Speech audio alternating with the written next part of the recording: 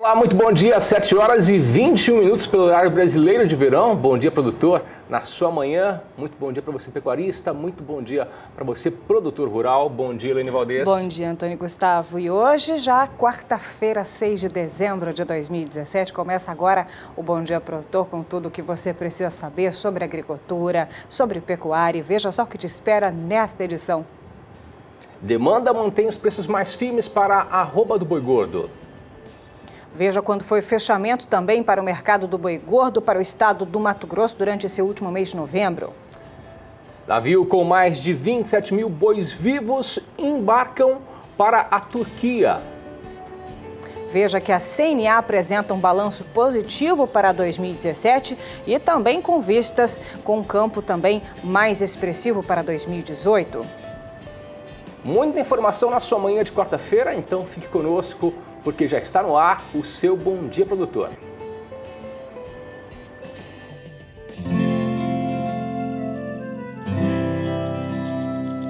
Acorda que o galo já cantou e o sol já vem fazer brotar mais um novo dia. Lenha no fogão, café pra esquentar e a bicharada no quintal. Horta pra molhar, tira leite no curral, arreia o cavalo, tem gado pra campear.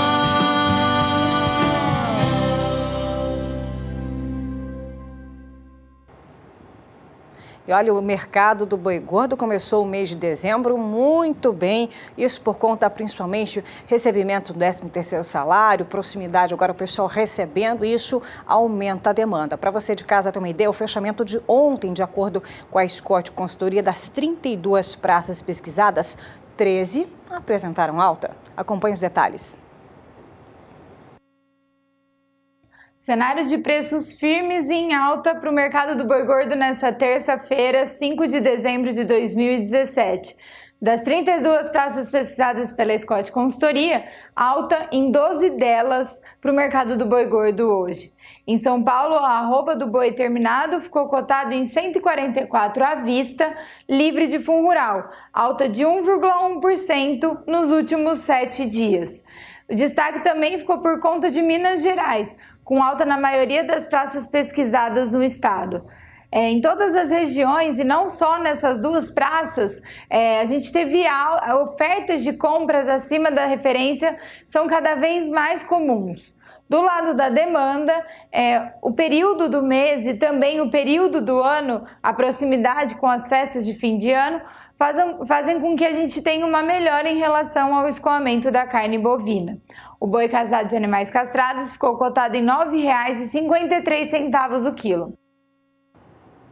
E nós vamos continuar falando sobre pecuária bovina, só que agora para o estado de Mato Grosso, o estado que possui o maior rebanho bovino do país. Por lá, os preços da arroba do boi gordo, desde a penúltima semana de novembro, estão apresentando uma evolução. Só na quarta semana de novembro que os preços da arroba do boi gordo apresentaram um recuo. Mas nesse início de dezembro, em comparação a novembro, apresentou alta de 0,64%.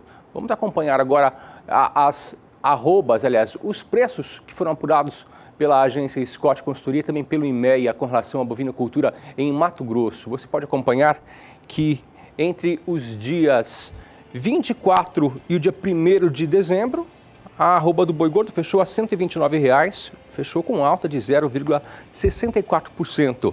Na avaliação realizada pelo Instituto Brasileiro, ou melhor, na avaliação realizada pelo Instituto Mato Grossense de Economia Agropecuária, o IMEA, você pode acompanhar também que a vaca gorda registrou alta de 0,67%, estabelecendo a cotação de R$ 122,95 arroba. Já o bezerro de até 12 meses recuou em uma semana 0,81%, ficou cotado a R$ 1.123,93. A relação de troca entre boi gordo e bezerro ficou bem melhor também. Você pode acompanhar que ficou um boi gordo para aquisição de 1,9 bezerro, com melhora de 1,46% em comparação com a semana passada.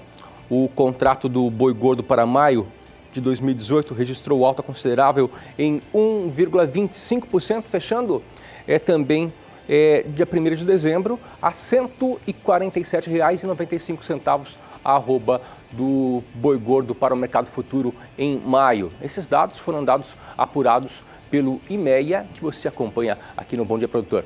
E nós vamos agora acompanhar as cotações de mercado.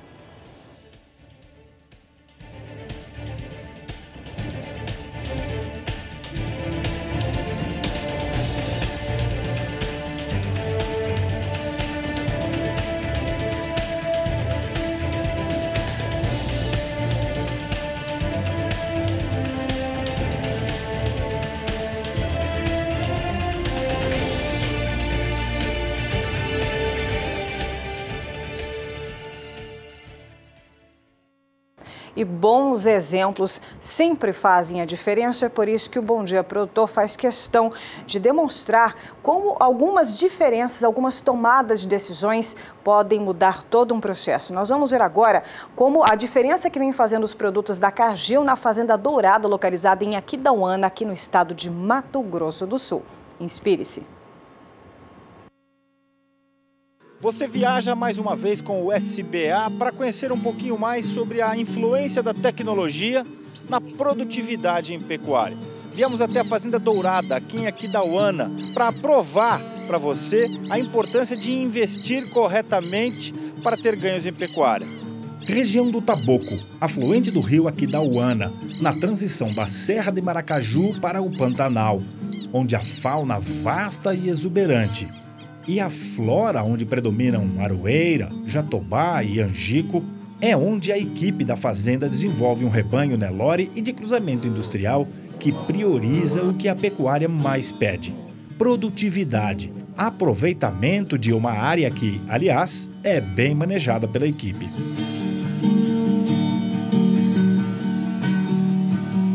O rebanho desenvolvido por Nelson Fialho na Dourada é superior a 1.500 matrizes Nelore, entre as primíparas que se avolumam com cada vez mais precocidade, graças ao desafio vencido com o auxílio de uma nutrição que visa devolver a qualquer pecuarista o investimento feito em resultado.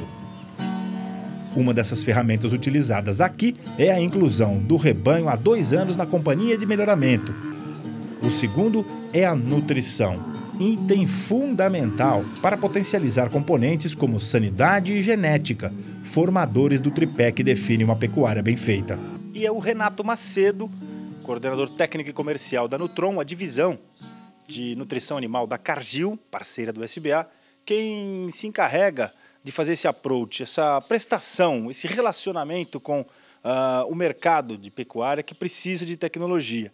E é legal ver que toda essa ciência que vocês têm em cada um desses produtos, Renato, precisa ter uma aplicação muito correta para que tenha o resultado que você quer que o seu cliente tenha, né? Sem dúvida. O grande diferencial das empresas de sucesso são as empresas que não vendem esse produto.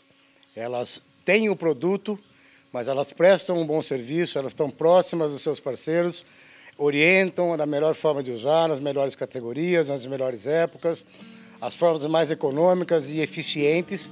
Mais do que um consultor, o responsável da Cargill se torna praticamente um membro da equipe da fazenda, quando ajuda a definir as manchetes econômicas que serão buscadas na criação. No caso da Dourada, a precocidade sexual. E a nossa busca vai ser incessantemente, entre todos os índices zootécnicos que são realmente relevantes economicamente, um deles, que nós vamos buscar muito, vai ser a precocidade sexual. E reforçando, precocidade sexual sem nutrição adequada não existe. A relação custo-benefício aqui é bastante satisfatória, como se observa nessas novilhas prontas para iniciar a vida reprodutiva. Ou nessas fêmeas jovens extremamente bem paridas, com crias que também se beneficiam dessa tecnologia numa recria eficiente, seguindo recomendações de uso de produtos destinados a diferentes épocas do ano e categorias, como a dos touros também jovens e muito bem avaliados, adquiridos de importantes fontes genéticas para repassar as fêmeas que escaparam, por exemplo, dos 89% de índice de prenhez na IATF, como na primeira safra, ano passado. Eu não estou falando em suplementar com ração em grandes volumes o rebanho pleno. Eu estou falando pontualmente, cada categoria, trabalhar com a sua indicação adequada. E no caso desse desafio de animais que estão em crescimento, que tem uma resposta de conversão alimentar muito alta, que tem um custo muito mais baixo por pesarem menos, esses animais representam no bojo um resultado financeiro do projeto muito importante. Nessa fazenda, onde nós trabalhamos com a parte de reprodução, ou seja, de proliferação, de produção de bezerros, nós temos um foco muito grande, evidentemente, das nossas vacas, trabalhando com o que a Cargill tem de mais moderno em desenho de suplementação nutricional para essa categoria de vacas, que é o nosso ProBeef Pasto Bom Reprodução, um produto moderno, um produto aditivado, um produto com minerais orgânicos, ou seja, um produto que dá uma garantia de bons resultados de fertilidade e de boa formação de um bom feto, de um bom bezerro que vai ser gerado nessa estação de reprodução. Nesse período que antecede a estação de reprodução, a gente trabalha com produto com proteico energético 0,3%, que é o quê? Um produto para se consumir 3 gramas por quilo de peso vivo, que é o ProBeef Primer, para que a gente consiga a melhor condição corporal possível para essas novilhas e que elas tenham o melhor resultado possível na estação seguinte, na primeira estação delas, que é agora que elas vão ser expostas à IATF. Renato, e essa é a missão da Cargill, né? Até porque nós estamos falando de uma marca que está aqui estampada no seu bolso. Essa chancela é importante, né? Como que uma empresa duraria por 150 anos, né? Sem nenhum problema em parte nenhuma do planeta e sendo respeitada e admirada nos 4 cantos do mundo. O nosso produto ser de excelência é nossa obrigação básica. Se nós estamos trabalhando com nutrição, nada mais lógico do que termos o melhor produto. Porém, não é só o produto. Nós temos uma equipe de campo, uma equipe de cientistas, uma equipe interna de altíssimo nível. E isso realmente faz a diferença nessa proximidade que nós, Cargill, temos com os nossos clientes. Daniel de Paula para o SBA. E ontem, no fechamento do indicador do CPEA para o boi gordo com base na cidade de São Paulo, houve recuo após chegar ao patamar de R$ 143,55. O preço da arroba do boi gordo recuou a R$ 141,85. Entre segunda e terça-feira, a baixa foi de 1,18%. Vamos acompanhar a evolução da arroba do boi gordo segundo o indicador do CPEA? Nós temos agora na tela as informações que foram apuradas. Você pode acompanhar que no dia 28 do mês de novembro estava em R$ 143,90. Já no dia 29, chegou ao patamar de R$ 143,75. No dia 30, R$ 144,25. Já no dia 1º de dezembro, fechou no patamar de R$ 143,25.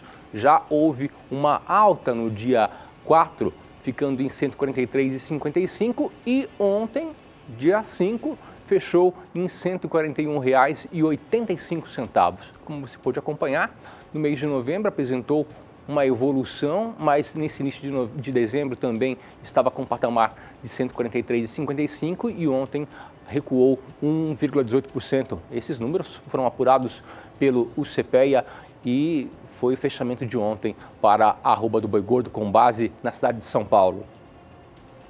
Números que você acompanha aqui no Bom Dia Produtor.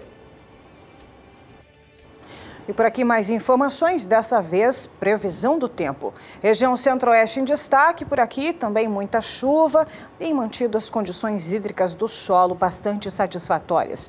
Ô Juliana Rezende, da Somar Metrologia, para os produtores que estão sintonizados neste momento, esse cenário mais positivo, com chuva, com água mais abundante, deve continuar para os próximos períodos? É com você, bom dia.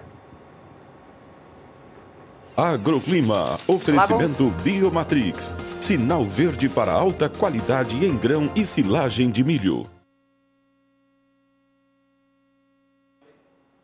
Olá, bom dia a todos. As chuvas fortes persistem na região Centro-Oeste, principalmente agora durante os próximos períodos. Então não tem previsão ainda de tempo mais seco. Essas pancadas devem persistir até pelo menos em torno do dia 20 do mês de dezembro. A chuva ainda garante umidade do solo bastante elevada na maior parte das áreas de pastagens aqui da região centro-oeste. Nos próximos dias tem previsão de chuva e instabilidades no alto da atmosfera conseguem garantir pancadas de forte intensidade aqui em Goiás, grande parte do Mato Grosso e também do Mato Grosso do Sul, porque o volume de chuva vai ser elevado, em torno de 50 a 70 milímetros. Durante o segundo período, essas chuvas agora mais fortes, elas migram tanto para o norte do Mato Grosso como também para o norte de Goiás. Já nas áreas mais ao sul, como no Mato Grosso do Sul, as instabilidades até perdem intensidade por conta de migrarem um pouco mais para as áreas mais ao norte. Então o tempo vai ficar um pouco mais seco no Mato Grosso do Sul, mas não dura muito tempo, porque durante a terceira semana as chuvas voltam de maneira abrangentes,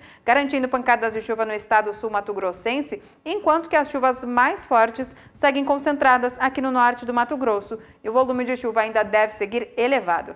Então as áreas de pastagens da maior parte da região centro-oeste seguem recebendo chuvas persistentes até pelo menos as próximas semanas. Então a umidade do solo segue elevada e os pastos conseguem manter bom ritmo de crescimento. Daqui a pouco eu volto com mais previsão do tempo. E agora o assunto é sobre a carne bovina. Devido à demanda mais elevada, fez com que os preços da carne bovina aumentassem no mercado atacadista. Isso devido ao início do mês de dezembro e também ao período de festas, onde as pessoas compram mais carne. Vamos acompanhar agora a apuração da Scott Consultoria para os preços da carne bovina com osso. Vamos acompanhar aqui? Você pode ver que o capão traseiro apresentou uma alta e chegou ao patamar de R$ 11,95. O capão dianteiro fechou a R$ 7,25 o quilo.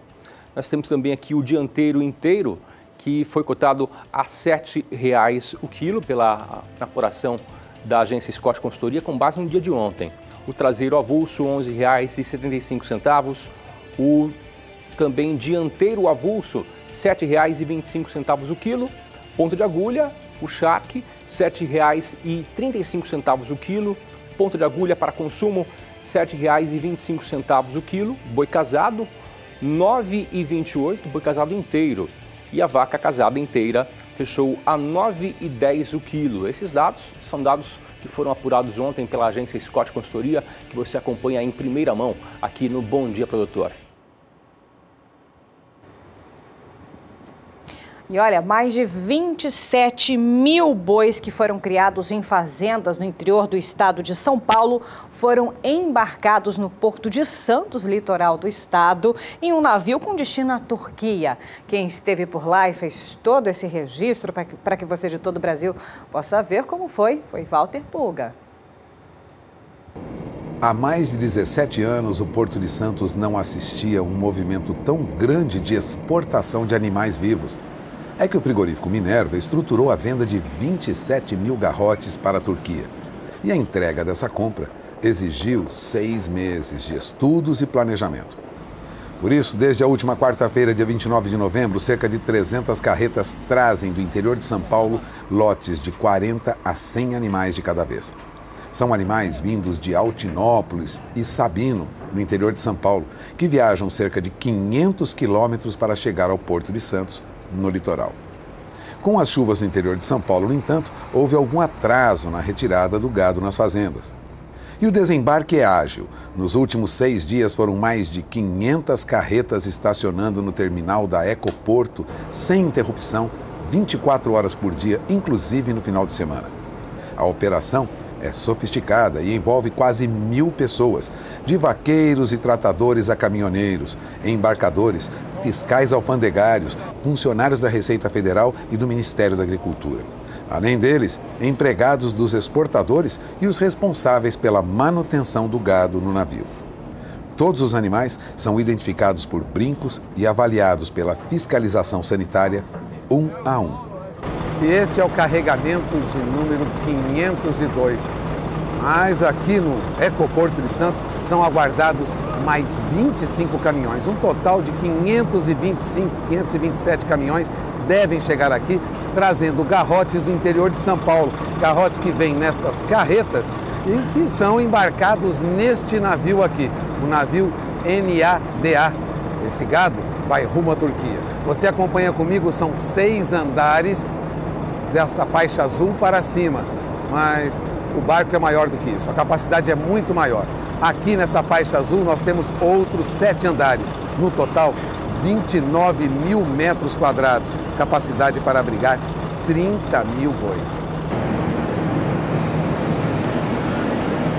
O navio NADA é o maior em atividade no setor. Tem 200 metros de comprimento e 32 metros de largura.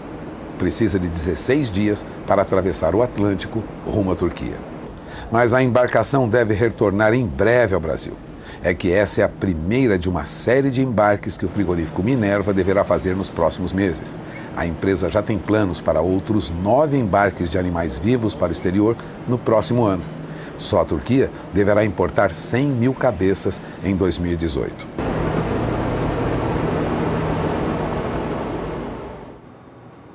Tá aí o registro importante, 27 mil animais enviados para a Turquia. Hora de intervalo comercial? É intervalo comercial, mas na volta teremos muita informação sobre investimentos. O lugar certo é aqui na rede SBA. Fique por aqui, voltamos em 2 minutos. 7 horas e 44 minutos pelo horário brasileiro de verão. Bom dia, produtor, de volta na sua manhã de quarta-feira para falar sobre investimentos. E na próxima segunda-feira, a partir das 8h30 da noite, você não pode perder um importante evento com transmissão aqui pelo canal do Boi. É o leilão virtual João 600, da Fazenda Thalita. Na oferta, 90 touros e 75 novilhas. Quer saber mais detalhes? Quer saber mais informações? Acompanhe agora a reportagem.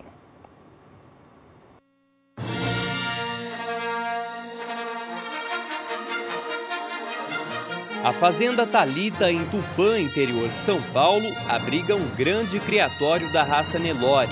O criador, João 600, é conhecedor da pecuária de longa data. Foi um dos principais criadores de Limousin no Brasil, onde se dedicou ao cruzamento industrial e fez muitos campeonatos. Há 10 anos vem investindo no Nelore PO, aprimorando a seleção e produzindo animais eficientes e de alta qualidade genética. Nós íamos pensando nos melhores criatórios, as melhores matrizes, comprando aqui através de transferência de embriões, através de FIV, através de inseminação artificial e fomos selecionando os elementos mais precoces. E como nós tínhamos já a experiência do Limousin, nós fizemos o Nelore sem perna, que eu digo, nós cortamos a perna dele para ter um maior volume de carcaça no Nelore. Então nós transformamos o Nelore nosso praticamente no europeu, para conseguirmos termos o melhor bezerro pesado. Nós queremos é peso. Você vê que hoje, em nada, eu que teve a minha vida inteira dedicada ao cruzamento, eu nada fico devendo hoje com o Nelore ao cruzamento industrial. Então o que nós fizemos? Nós fizemos um Nelore de peso. E sempre nossa genética foi peso e diminuir o volume dos animais. Foi esse sempre o objetivo que eu tive. O grande incentivador foi o filho João Lucas, que hoje é quem comanda os trabalhos na fazenda. Ele conta como foi o início do plantel e o foco da seleção. Nosso plantel veio todo do Nelson Pineda e aí a gente foi aprimorando, indo em leilões, comprando um ali, outro ali, fazendo transferência, fazendo TE, fazendo FIV, né? E fomos aprimorando. E hoje o que o pessoal busca no Nelore é o boi europeu, né?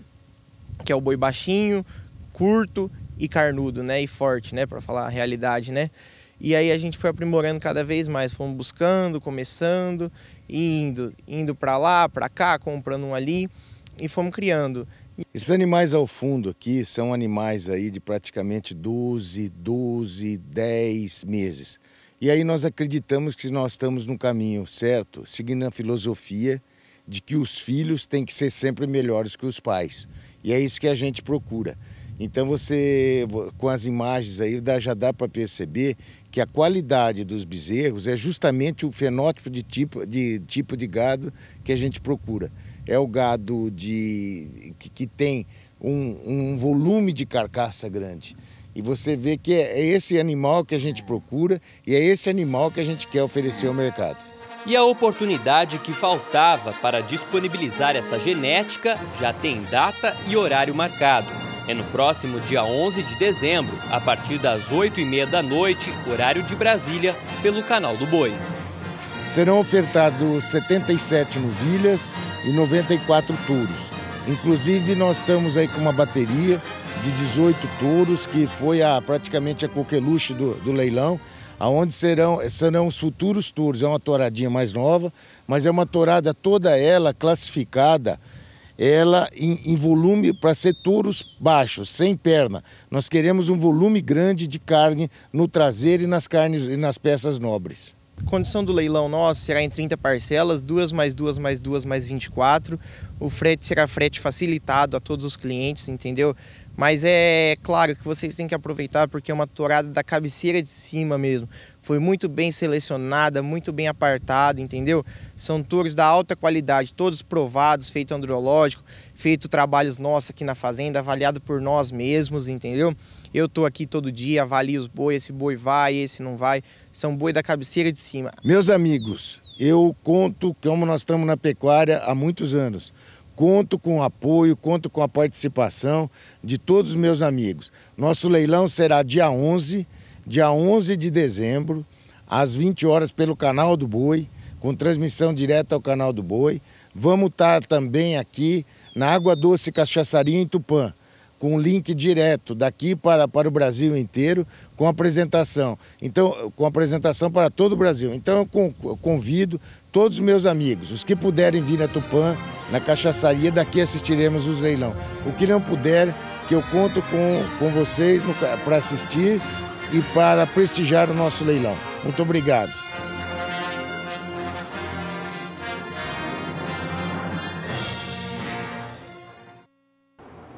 E no estado mineiro, na cidade de Capinópolis, surge mais uma grande oportunidade para você, investidor de todo o Brasil. É o leilão Usina Trialco. O encerramento desse leilão já chama a sua atenção. É porque amanhã, dia 7 de dezembro. Detalhes na reportagem de Valdir Pacheco.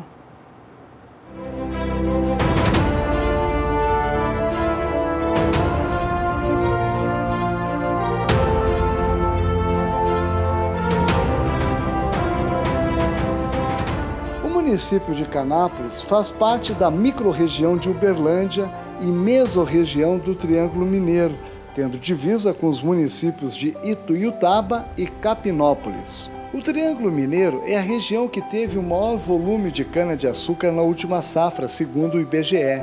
Foram mais de 48.465.000 toneladas, equivalentes a 66,36% da produção do estado. Em uma rápida análise de comportamento de mercado, mostra que a tendência é de que a boa fase vivenciada pelo setor sucroenergético dure ainda mais.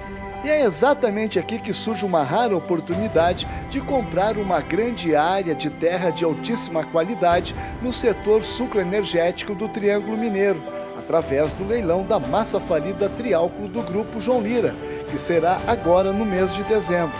A usina Trialco possui 24 imóveis rurais em uma área de aproximadamente 6.048 hectares, sendo a maioria cultivada com cana, terra de excelente qualidade. E o mais importante, com um deságio de 40%. Os equipamentos eletromecânicos da usina estão em bom status de conservação e não teriam maiores problemas para serem reativados imediatamente. Daí, aproveite essa onda positiva para investir no setor sucroenergético no estado de Minas Gerais. São mais de 6.000 hectares. Como você viu, o estado geral de conservação e manutenção da usina é muito bom e permitirá uma retomada rápida das operações. Participe desse leilão, dê o seu lance. A segunda praça será no dia 7 de dezembro, com encerramento às 14 horas, com um deságio de 40%. Se você tiver interesse por mais informações sobre este leilão, acesse o site que aparece no seu vídeo, superbid.net/lajinha. Ou por telefone 0 operadora 11 4950 9660.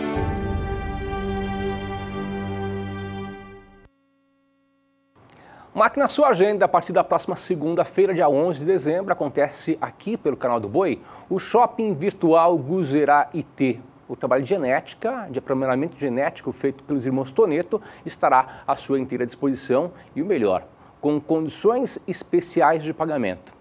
Quer saber mais informações? Acompanhe a reportagem de Daniel de Paula.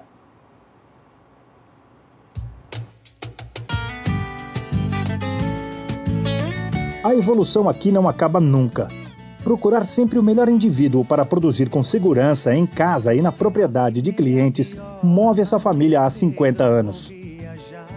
Ao encontrar os melhores animais, os irmãos Toneto novamente abrem suas porteiras para colocar no mercado machos e fêmeas com alta avaliação nessa nova venda direta de olho na Fazenda Guzerá Perfeita União, que vai de 11 a 13 de dezembro. É o terceiro grande evento comercial do Guzerá IT no ano. Uma novidade no canal do boi e no sistema brasileiro do agronegócio, que consolida a parceria com essa marca que se tornou referência em seleção. Na verdade, são 20 anos de parceria com o canal do boi, com o sistema SBA.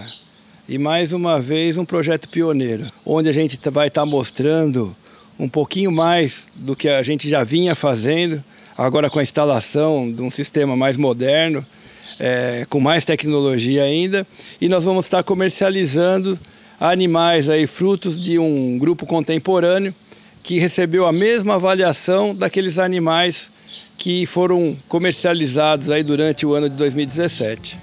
A mais significativa das evoluções é a apuração da eficiência alimentar através de coxos eletrônicos que medem o desempenho animal em tempo real e com a precisão que identifica animais cada vez mais economicamente viáveis dentro da característica com maior impacto no custo de produção.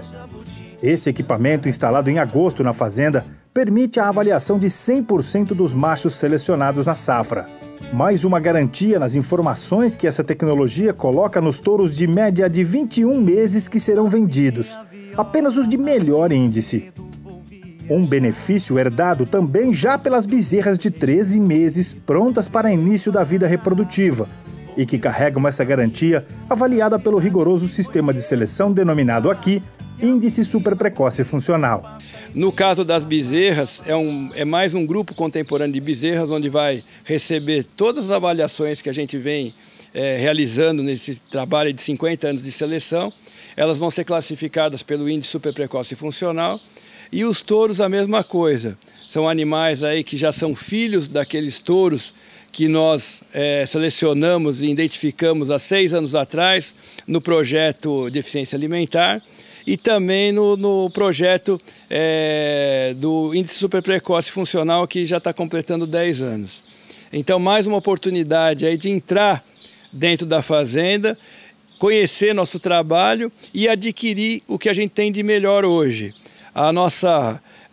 O nosso compromisso sempre continua o mesmo, proporcionar, aí, no caso dos touros, uma ferramenta onde você vai aumentar a funcionalidade e, ao mesmo tempo, aumentar a rusticidade. Então, hoje, o nosso lema, hoje o nosso foco é funcionalidade com menor consumo de alimentos, é maior lucro para o seu bolso.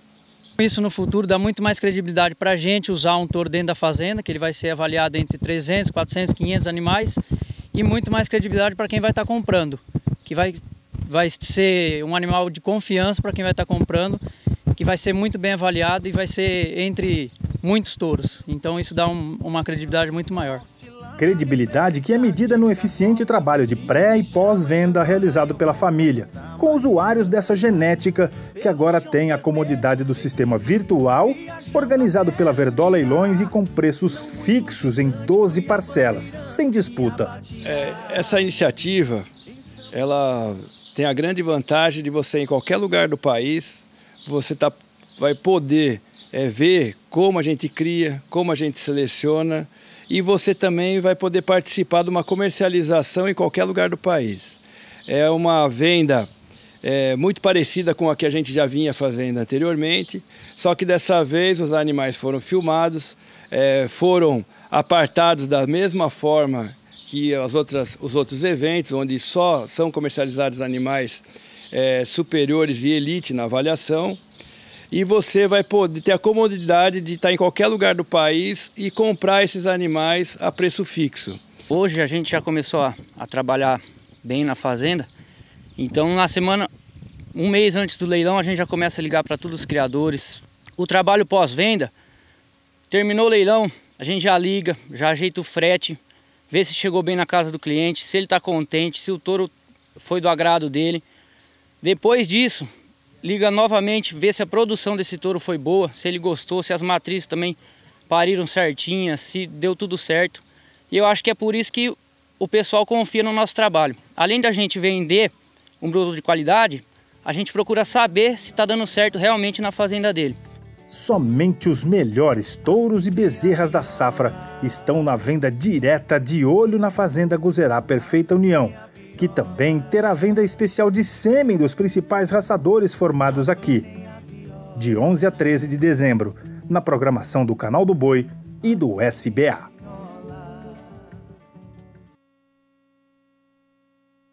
Grandes leilões que você só acompanha aqui na programação da rede SBA. E chegou hoje o grande dia. Acontece pelas lentes do Canal do Boi às 8h30 da noite, pelo horário de Brasília, o leilão Sindicato Rural de Nova Crixás, em oferta animais para cria, recria e engorda. Veja os detalhes desta grande oportunidade que é hoje, viu? Com o leiloeiro Éder Benite.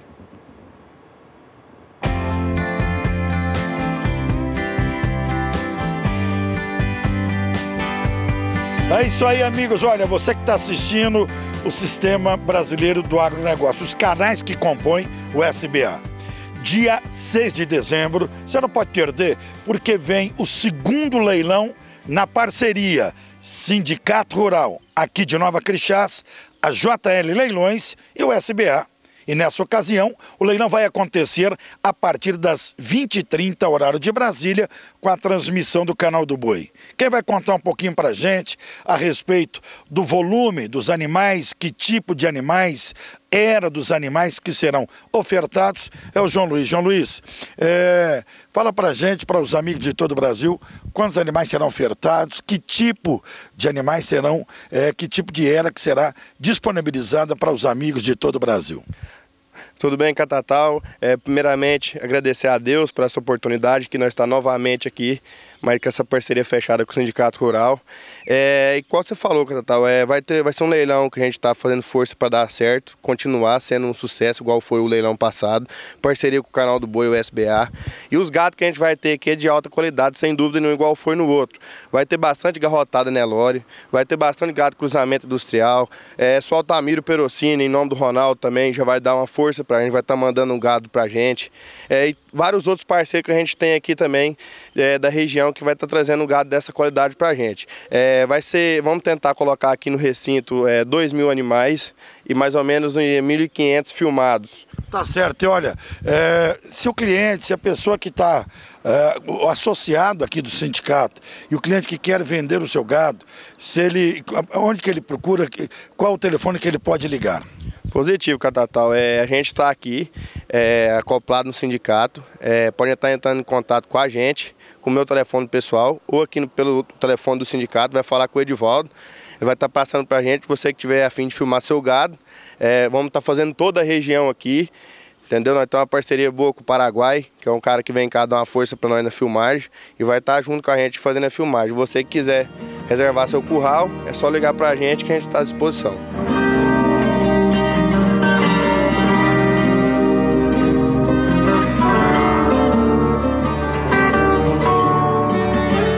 Ronaldo Perocini vai participar do leilão aqui do Sindicato Rural de Nova Crixás. E é evidente que com a qualidade e o trabalho de vocês, o que vocês prepararam para o dia 6, esse grande evento? A gente separou um dos melhores lotes de bezerros que o norte do Tocantins vai ver. Bezerros cria própria, bezerros Nelore, realmente o padrão que o leilão lá de Nova Crixás merece. Tá certo. E o trabalho de vocês, conta um pouquinho para as pessoas conhecerem um pouco mais o trabalho da Peso. E nós sabemos que a participação da Peso na região do Vale do Araguaia é muito grande. E é uma referência, como o amigo está podendo acompanhar e vai poder adquirir toda essa qualidade agora no próximo dia 6, leilão do Sindicato Rural com o João Luiz e, evidentemente, a Peso participando através do Canal do Boi a partir das 20h30, horário de Brasília. Nosso trabalho aqui, além da genética, que nós somos conhecidos como os dissimuladores de genética aqui na região, disseminadores de genética da região, através dos nossos touros, mas também nós fazemos o ciclo completo. Então nós sabemos o que a pessoa que cria o bezerro precisa. Nossos touros são voltados, são touros animais criados a pasto, com uma genética para engordar realmente o bolso do criador. Aqui a gente não trabalha com pista, a gente trabalha com aquilo que dá gancho, dá peso no gancho. Então por isso que tanto os bezerros quanto os touros que nós vendemos têm essa qualidade voltadas, porque nós precisamos dessa qualidade também para o nosso projeto, que é Cria, Recria e Engorda.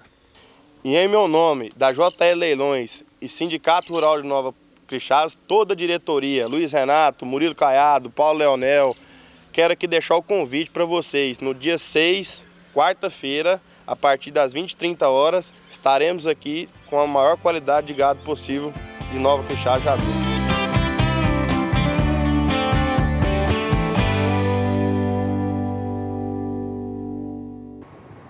Muito bem, grandes oportunidades que você acompanha aqui pela programação da Rede SBA. Durante a nossa programação, você tem mais detalhes também. Vamos para um breve intervalo comercial. Mas voltamos daqui a pouquinho para falar sobre o mercado produtor de leite. Falaremos sobre como que esteve o preço do leite pago ao produtor em novembro. Daqui a 2 minutos, fique por aqui.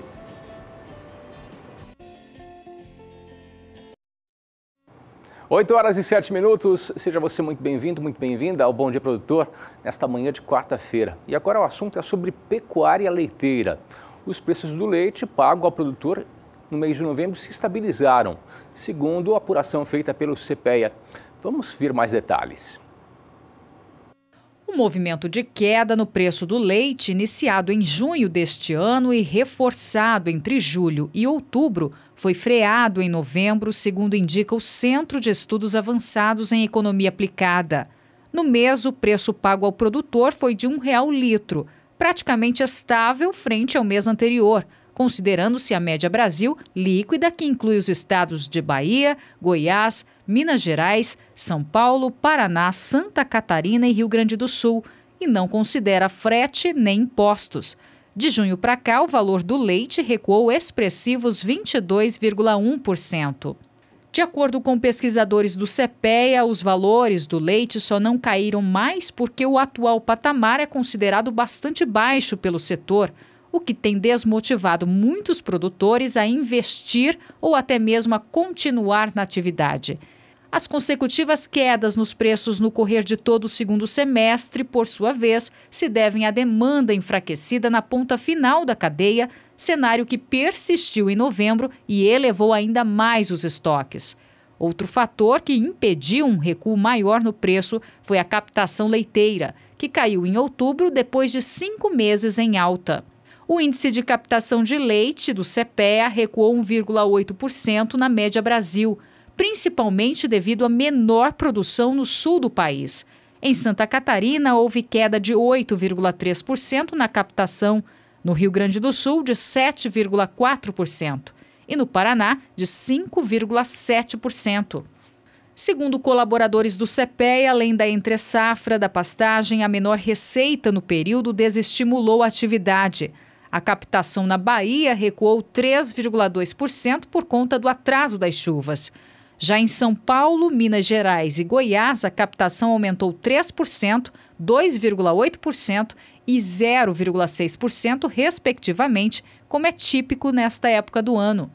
Se, por um lado, a diminuição da captação traz maior equilíbrio para a desbalanceada relação entre demanda e oferta, por outro, indica a fragilidade da atividade.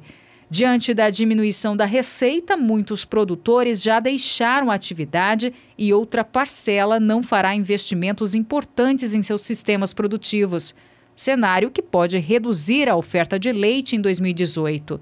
Para dezembro, 68% dos colaboradores consultados pelo CPEA acreditam em estabilidade nas cotações. Outros 21,3% apostam em alta e 10,6% em queda. E uma informação importante para a sua tomada de decisão, para os seus próximos passos, é a previsão do tempo. Vamos então com informações da Somar Metrologia, a região sudeste, que aliás é uma das regiões que vem chovendo e muito aqui no Brasil, principalmente parte de Minas Gerais e Espírito Santo nessas 2 últimas semanas. Isso tem deixado o solo mais encharcado em várias localidades. Juliana Rezende, como deve continuar para os próximos períodos? Essa chuva mais volumosa deve permanecer? É contigo. Com as instabilidades ganhando intensidade no sudeste, a previsão ainda é de chuva forte na região. E com isso, os pastos ainda devem conseguir manter bom ritmo de crescimento por conta da umidade elevada em grande parte do sudeste, aqui em Minas Gerais, Espírito Santo, principalmente. Agora, nos próximos dias, essa chuva vai ganhar cada vez mais intensidade. As instabilidades no alto da atmosfera, associados também à formação de uma área de baixa pressão, conseguem intensificar as chuvas, principalmente em Minas Gerais. Acumulados elevados no estado mineiro, alcançando até 100 milímetros aqui no norte. Enquanto que em toda a faixa leste é que a chuva perde um pouco mais de intensidade e o tempo seco até predomina por alguns momentos. Durante o segundo período, essas chuvas mais fortes da região ainda persistem, só que elas migram um pouco mais aqui para o norte de Minas Gerais, norte do Espírito Santo também. Nas demais áreas mais ao sul da região sudeste, predomínio de tempo até seco no estado de São Paulo. Durante a terceira semana, as instabilidades conseguem se espalhar novamente pela região sudeste. Aí volta a ter previsão de chuva mais significativa no estado mineiro, com acumulados de 30 até 50 milímetros. Então, os pastos do sudeste ainda seguem muito beneficiados ao longo dos próximos períodos e principalmente agora durante o mês de dezembro, porque tem previsão de chuva frequente e ainda de pancadas de forte intensidade. Então, com isso, a umidade do solo deve seguir bastante elevada e os pastos mantêm bom potencial produtivo. Daqui a pouco eu volto com mais previsão do tempo. E falando ainda sobre produção leiteira, um projeto de lei que tramita na Câmara Federal quer regular a importação de leite de outros países. Segundo o autor dessa lei, essa vai ser uma maneira de enfrentar a crise que o setor está passando. Mais detalhes na reportagem de Odacil Canepa. O projeto de lei autoriza a Câmara de Comércio Exterior, a CAMEX, a adotar medidas de restrição às importações dos países que não observam as leis ambientais, conforme a legislação brasileira. A importação do leite também seguiria esta norma. Onde que, para importar leite para o Brasil, nós estamos exigindo equidade na legislação ambiental. Nós não podemos fechar as nossas fronteiras, mas nós temos que exigir que quem queira vender no Brasil tenha os mesmos rigores na legislação ambiental no seu país. O projeto do deputado Evair de Mello ainda tem que passar por 2 comissões antes de ir ao plenário. Além da questão ambiental, o deputado lembra que muitos países que vendem leite para o Brasil têm legislação mais branda em outros aspectos, como na embalagem, uso de defensivos. Tendo em vista, inclusive, que para produzir milho, produzir soja aqui no Brasil, muitas moléculas de defensivos agrícolas são proibidas.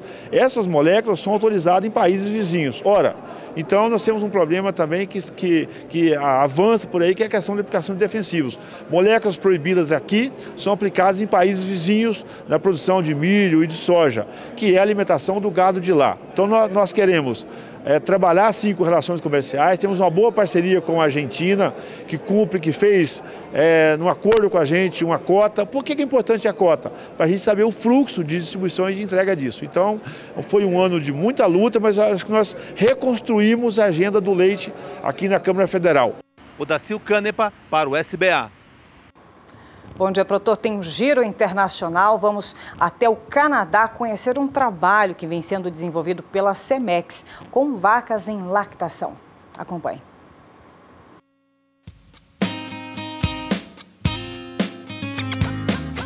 Nós estamos no município de Victoriaville, província de Quebec, no Canadá. Aqui é uma rodovia com uma movimentação muito grande e bem ao lado dessa rodovia, esse grande galpão que reúne 430 vacas, todas em lactação. Cada uma produz, na sua lactação anual, algo superior a 12.700 quilos de leite, cada uma delas. Para que vocês tenham uma ideia, essa fazenda já produziu 4 touros milionários. É uma classificação dada àqueles animais que produzem e comercializam acima de 1 milhão de doses. A história da fazenda teve uma reviravolta após o nascimento, em 1986, da futura mãe de alguns dos touros mais conhecidos em rebanhos do Canadá. A vaca Laurie Shake, que se tornou a grande matriarca da linhagem Comestar, hoje reconhecida internacionalmente e disseminada por rebanhos mundo afora. Já são 9 gerações de grandes animais que fazem o nome da fazenda. Laurie é resultado do acasalamento, de um lado, de pais selecionados para a conformação e de outro para a produção de leite. A importância de Laurie é tão grande que a família a enterrou em 2004 em lugar de destaque na propriedade. A Comestar é considerada um marco para a seleção do holandês. É hoje detentora de um dos mais importantes rebanhos leiteiros do mundo. A receita para fazer touros e vacas renomados vem da combinação de fatores como o tempo de permanência no rebanho e a avaliação de tipo dos animais, como revela a marca. Todos os touros da Comestar são produzidos com o mesmo padrão. O ponto mais importante não é a alta produção nas primeiras lactações, mas a longevidade das vacas. A produção vai crescendo ano a ano. E também valorizamos a produção de gordura e proteína. Na seleção para tipo, as características mais importantes são pés e patas. Tanta qualidade pode ser admirada por quem visita a fazenda. A classificação das vacas, baseada em análise de conformação, impressiona. Hoje são 11 vacas excelentes múltiplas, 11 vacas excelentes e 93 vacas classificadas como muito boas. O score vai até 97 pontos na raça holandesa. A vaca excelente múltipla é aquela que mantém a avaliação seguida de animal excelente parto após parto. No Canadá e no Brasil, uma vaca pode ser considerada excelente somente após o 3º parto. O cuidado dos animais é intenso desde a fase mais tenra do rebanho. Hoje, na fazenda, a família prepara o futuro de 153 novilhas prenhes, 123 novilhas de 12 a 17 meses, 150 novilhas de 5 a 11 meses e 100 bezerros de 0 a 4 meses. Na visita coordenada pelo Grupo Cemex do Brasil, uma vaca chamou a atenção pela beleza, peso e espantosa produção. É Comestar La Madonna, hoje a vaca mais popular da marca, e uma legítima representante da 9ª geração da matriarca Laurie Shake. Não é à toa que se trata da favorita de Marc Comtois. La Madonna é irmã materna do campeão de vendas Lautrust e filha do número 1 para tipo na Cemex do Canadá, o touro Dorman. Produz 4,8% de gordura e 3,8% de proteína. Foi campeã em 2016 na maior feira de gado leiteiro do mundo, realizada em Madison, nos Estados Unidos. No dia da gravação, La Madonna pesou 850 quilos, levando no ventre a 3ª cria, que nasceria um mês depois. Na lactação de 2016, produziu média diária de 49 quilos de leite. É uma grande produção. Para mim, ela é perfeita, diz Marc. É a vaca dos sonhos. A fazenda está localizada no município de Victoriaville, província de Quebec. São 430 vacas em lactação em área de 507 hectares. O trabalho é tocado com a ajuda de 12 empregados. A fazenda mantém instalações dos tipos freestyle e tie stall em piso de maravalha e palha picada.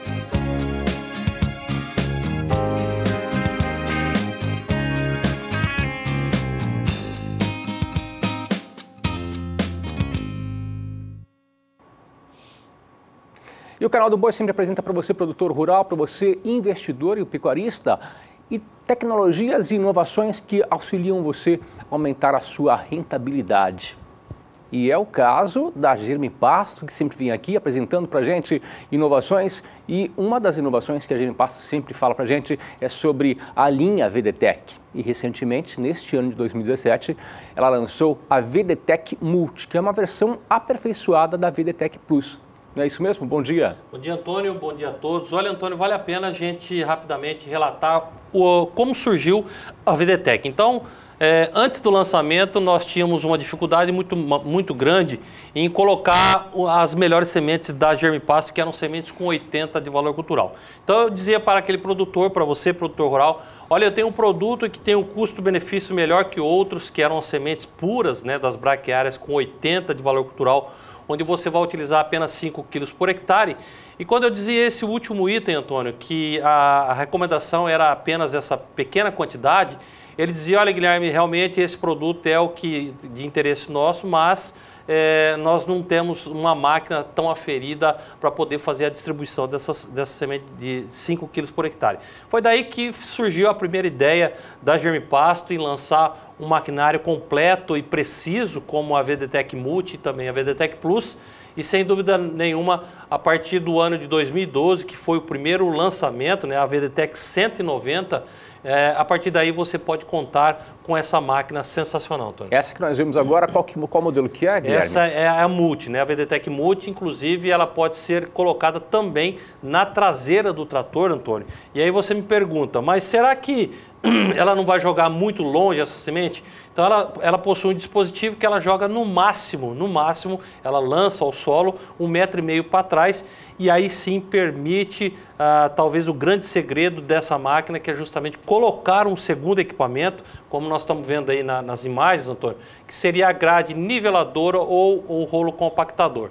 E dessa forma nós temos aí incorporação e semeadura na mesma operação, economia de pelo menos R$50 por hectare. Qual o diferencial entre a VDTech Plus e a Multi, Guilherme? Olha, o sistema de distribuição de sementes da Plus é através de vibrodosadores. Sim. A Multi já é um sistema onde você aumenta ou diminui o orifício de acordo com a vazão que você precisa. Outro detalhe importante é que a Multi ela é pendular, né? Então ela não é mais sistema de disco, como é a VDTech Plus. Então isso facilita também a distribuição das sementes. Ambas são bastante precisas, essa é uma característica que nós, desde o primeiro protótipo, né, desde a VDTech 190, nós fizemos questão de reproduzir nas outras máquinas, tanto na Plus como na Multi.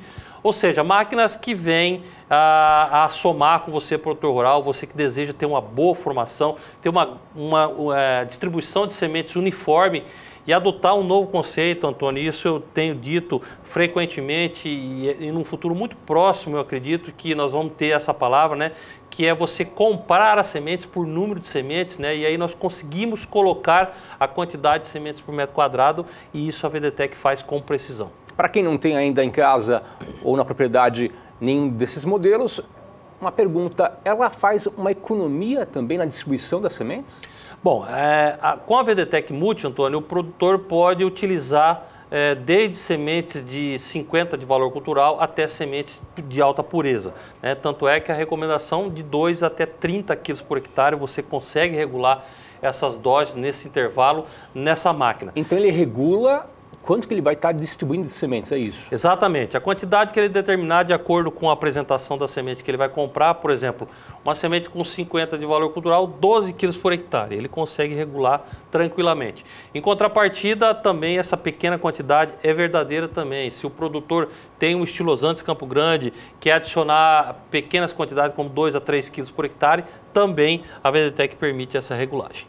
Que facilidade, né? Facilidade, precisão, economia, tudo que é de bom, essa máquina reúne. E também nós temos um VT que nós vamos passar agora, é isso? Exatamente, é os diretores da Germipasto, seu Valmor, seu Deli, e nós tivemos agora recentemente, nesse ano, né, durante a AgriShow, a Germipasto também estava presente nesse grandioso evento, e lá os diretores estavam por lá, nós entrevistamos e eles falam exatamente dos benefícios, das melhorias que foram feitas na VDTech Multi. Dá uma olhada aí.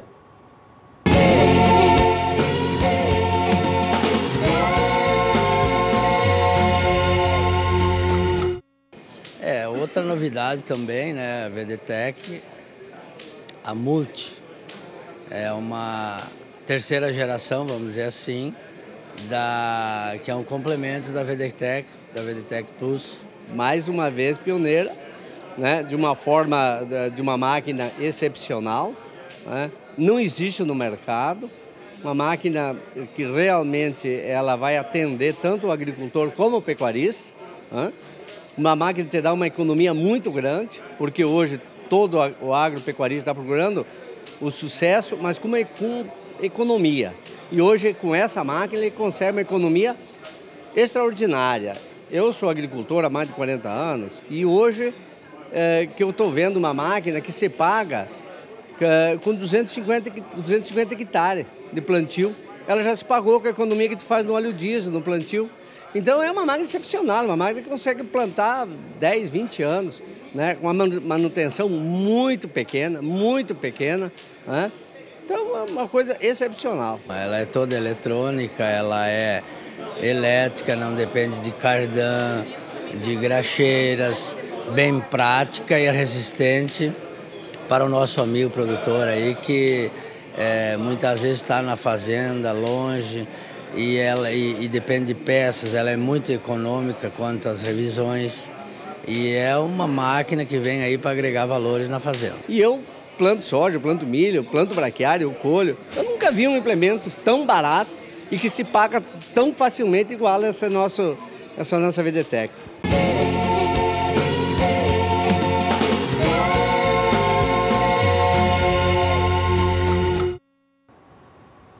Olha, tá aí realmente, né, Antônio, aquele produtor que precisa de uma máquina, tá aí a VDTEC Multi, a VDTEC Plus, que são máquinas genuinamente brasileiras, né, produzidas pela Germipasto aqui em Campo Grande, no Mato Grosso do Sul.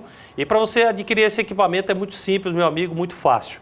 Operadora 67 3389 6700 e também aí na sua tela um segundo número 0800 647 0050. Se você quiser mais informações, além do nosso endereço eletrônico, que está aí na sua tela, o germipasto.com.br, o sucesso dessa máquina foi tão grande, viu, Antônio, que nós também desenvolvemos um site só para ela, que é o www.vdtec.com.br.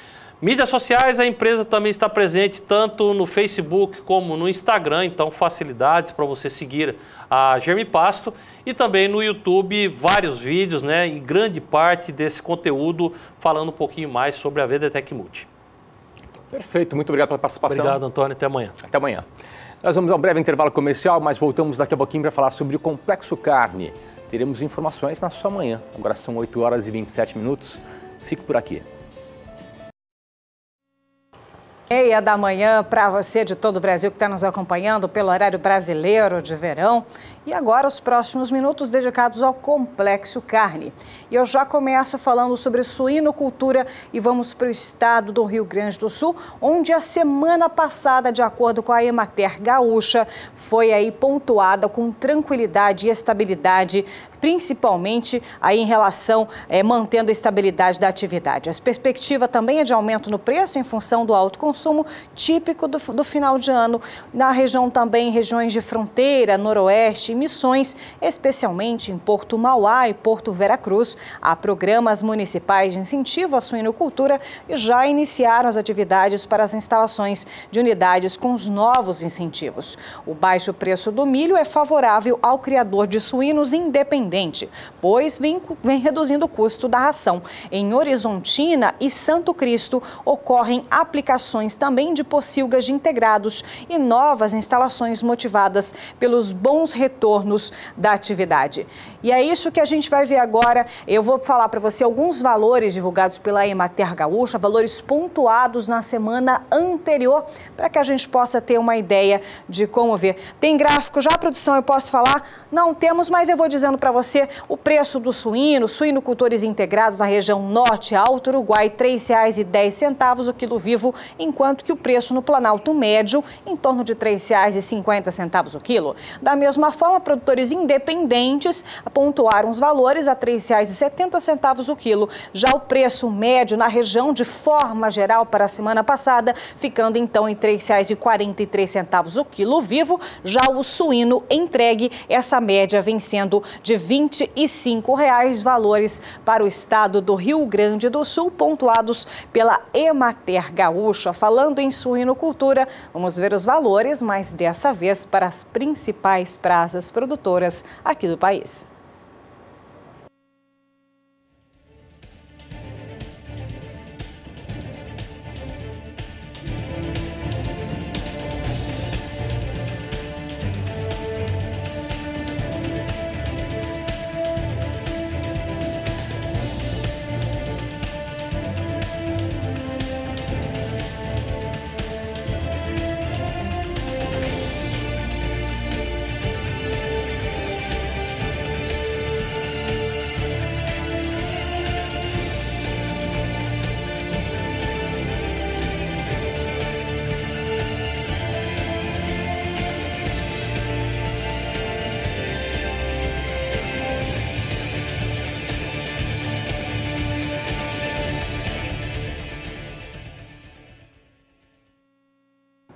E agora o assunto é a previsão do tempo para a região sul do país. Embora o tempo está um pouco mais seco por lá, existe também previsão de chuva para as áreas litorâneas. Vamos saber agora com a Juliana Rezende, da Sumar Meteorologia, quais são as previsões para os próximos dias para a região sul. Juliana.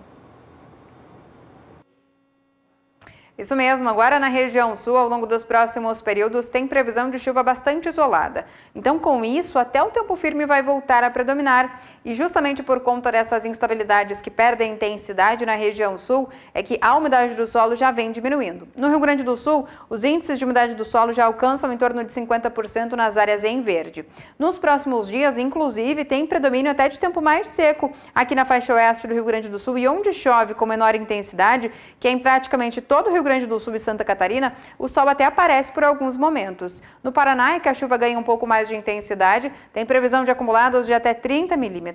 A partir da segunda semana, esse tempo mais seco ainda persiste na região sul, e só que agora é nas áreas a oeste dos 3 estados da região. Só na faixa leste é que tem previsão de alguma pancada bastante isolada e irregular por conta da umidade que vem do oceano.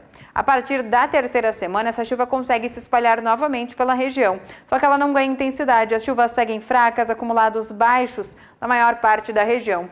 Então, com isso, a disponibilidade hídrica, principalmente do Rio Grande do Sul, deve diminuir ainda mais no decorrer das próximas semanas, mas ainda não garante problemas de crescimento para as áreas de pastagens. Daqui a pouco eu volto com mais previsão do tempo.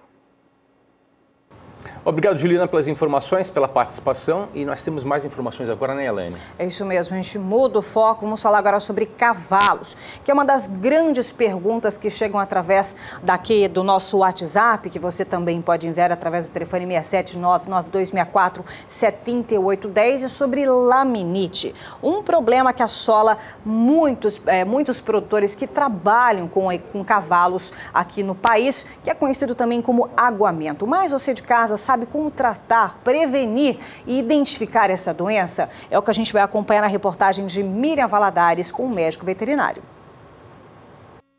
Dor e dificuldades para se locomover podem ser sinais de laminite. A doença, popularmente conhecida como aguamento, atinge os equinos e deve ser diagnosticada e tratada com rapidez. A laminite é uma doença que acomete o casco do cavalo. Na verdade, o tecido que sustenta o osso dentro do casco do cavalo. Então ocorre um problema circulatório nessa região que irriga o tecido que se chama as lâminas do casco, e esse tecido se desvitaliza. E aí o osso, que seria a terceira falange, que fica dentro do casco, ele fica solto, e existe um tendão que puxa esse osso para baixo, que a gente fala que roda o osso dentro do casco, que rotacionou o osso dentro do casco. O animal ele sente muita dor, ele começa a mancar, ele fica trocando os apoios também, ora pisa com uma mão, ora pisa com a outra, e ao se deslocar, na maioria das vezes ele joga o peso para o posterior, porque normalmente acomete principalmente a mão, os anteriores. Então ele desloca o peso para trás para facilitar a sua movimentação. Nesta clínica particular, que fica em Campo Grande, no Mato Grosso do Sul, encontramos alguns animais em tratamento. A incidência da doença é grande. Os estudos apontam que outras enfermidades acabam por desencadear no surgimento da laminite. É a doença mais estudada em cavalo. Ainda não se tem ciência exata da fisiopatogenia da laminite. Porém, a gente tem algumas teorias. Seria a endotoxina, que são fragmentos de bactérias gram-negativas, seria por fermentação num caso de cólica, por proliferação bacteriana num caso de retenção de placenta, infecção uterina, ou uma pneumonia muito severa, pode ser também um abscesso muito grande, qualquer coisa que cause uma proliferação de bactérias gram-negativas. Posterior à sua morte, libera a endotoxina, isso cai na corrente sanguínea e pode predispor a laminite. Das éguas internadas na clínica, 2 tiveram problemas no parto. A primeira teve a enfermidade e foi submetida à cirurgia. A segunda permanece no gelo por 72 horas, a fim de prevenir a doença. O tratamento ele é feito à base de anti-inflamatórios, drogas vasodilatadoras, drogas que diminuam a formação de coágulos, seriam os anticoagulantes, e gelo também é bastante indicado no tratamento dessa enfermidade. A égua com potrinho que nós operamos, ela teve um problema no parto, e uma das causas predisponentes seria a retenção de placenta. Ela teve uma infecção uterina que predispõe a laminite, desenvolveu a doença e entrou na fase crônica da laminite. Nós tivemos que operar ela, optamos pela cirurgia. A égua em questão que está prevenindo, ela teve um problema de parto hoje, veio ao hospital para a gente fazer uma terapêutica para prevenir o surgimento dessa laminite. Isso é muito importante nesses casos. Esta outra égua também teve laminite. Ainda na fase aguda, a doença foi controlada apenas com medicação.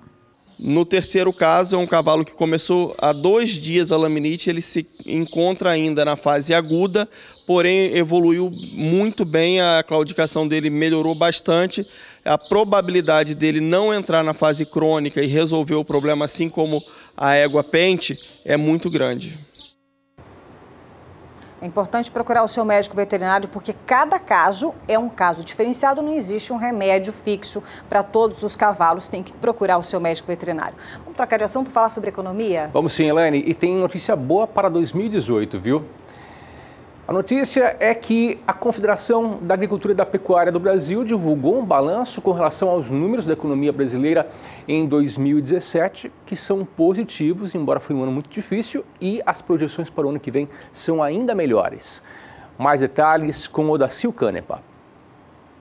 A diretoria da CNA fez um balanço geral do agronegócio em 2017. Avaliou que o agronegócio brasileiro, mais uma vez, deu importante contribuição para o Brasil sair da crise. No balanço divulgado pela CNA, o presidente da entidade falou sobre a criação de empregos no campo, sobre o balanço do PIB e as exportações. Bandeira número 1, vamos transformar esse país, começar a trabalhar para transformar esse país no maior produtor, maior exportador de produtos lácteos. Segundo, cada dia mais interferir para que a defesa sanitária desse país seja uma defesa sanitária à altura do que o produtor rural brasileiro precisa e o que o mundo espera desse país. Terceiro, buscar cada dia mais fazer com que o financiamento da nossa safra, buscar cada dia mais que os recursos sejam recursos compatíveis com a realidade hoje da nossa produção. Seguro rural, temos de mostrar que todos os países altamente competitivos, todos os países que têm uma agricultura moderna precisam de seguro rural e nós vamos fazer isso. E terceiro, fazer com que esse país, contribui com esse país, com o nosso Senar, para que a gente massifique a formação de técnicos agrícolas, para a gente cada dia mais ter um país altamente produtivo e a gente tirar essa classe pobre de produtor rural e com assistência técnica, a gente fazer com que esse produtor rural passe a ter uma classe média forte nesse país. A expectativa da CNA é que o crescimento do PIB do agronegócio em 2017 seja entre 9% e 11%. Odacil Canepa para o SBA. Como nós podemos ver, o agronegócio a cada ano mostra mais a sua força, né, Elaine? É isso mesmo. Vamos para um breve intervalo comercial. Daqui a pouquinho vamos fazer contato com a B3 para saber o que monitora, o que acontece nesta manhã de quarta-feira. Voltamos em 2 minutos. 44 minutos pelo horário brasileiro de verão. Para você, uma ótima quarta-feira aqui em companhia da programação da rede SBA. A agricultura chegando nesta manhã, neste bloco, os próximos minutos, com informações para você de todo o Brasil. Eu começo falando sobre o café e com uma novidade de mercado, viu? É que agora, com dinheiro em caixa, a Camil ela está buscando novos mercados, novas operações e receitas. E um deles é o café. De acordo com o presidente Luciano Quartiero, este é um segmento que tem sinergia com a empresa que está preparada para novos desafios. A empresa, que é líder no mercado de vendas de arroz e feijão no varejo, realizou em setembro uma oferta pública inicial de ações. Na operação, a Camil levantou R$1,320 bilhão com o objetivo de investir em novas aquisições. Como em outras operações, as compras da União no segmento de açúcares e da Coqueiro, também no de pescado, servem como exemplo. A companhia deve trabalhar na aquisição de líderes do mercado. No setor de café, as principais marcas hoje são a Pilão, da Jacobs Douwe Egberts, e uma multinacional com sede na Holanda, e a meio brasileira, meio israelense, Três Corações. Portanto, Camil buscando agora entrar no segmento do mercado de café. O sistema de irrigação traz bons resultados para a produção de café, principalmente para as áreas mais secas, onde o clima não é tão favorável assim. A nossa equipe de reportagem foi até a região do Cerrado de Minas Gerais conferir esse trabalho de irrigação feito na produção de café. A reportagem é de Fabiano Reis. Fazenda Santa Lúcia, Araxá, Cerrado de Minas. Final do mês de setembro e aquela secura que atinge a terra, o visual e os pés de café da propriedade, mas não todo ele. Por aqui a irrigação traz a garantia de produção, qualidade e uma florada de impressionar. O resultado é uma seleção capaz de atender mercados extremamente exigentes, como Estados Unidos, Inglaterra, Japão, França, Coreia do Sul e Alemanha. É a diferença do café de sequeiro e irrigado. O café irrigado, a gente consegue suprir a necessidade da planta da demanda de água, e a gente avalia esses resultados com a área de sequeiro mediante a produção, ou seja, o volume que é produzido de um sequeiro com a área irrigada. A gente faz uma classificação do ponto da ordem de colheita, visando extrair o produto no seu ponto de maturação máximo, e também no pós-colheita a gente consegue fazer a classificação por bebida, otimizando então um produto final superior. Os pivôs de irrigação têm trazido uma verdadeira revolução no campo, garantindo produtividade maior e também produção. No caso das áreas de produção de café, isso significa grãos de peneira maior. A irrigação é um investimento importante na fazenda de produção de café, em uma propriedade que exporta 20% do que produz, mas que pode atingir no valor do café premium, de peneira maior, 19, valores de até R$ 800 por saca de 60 quilos no café de qualidade Bourbon. Compramos em... É o que me explicava João Gabriel Loyola. Ao mostrar o resultado de uma área irrigada, ele explica a técnica que permite a produção no cerrado.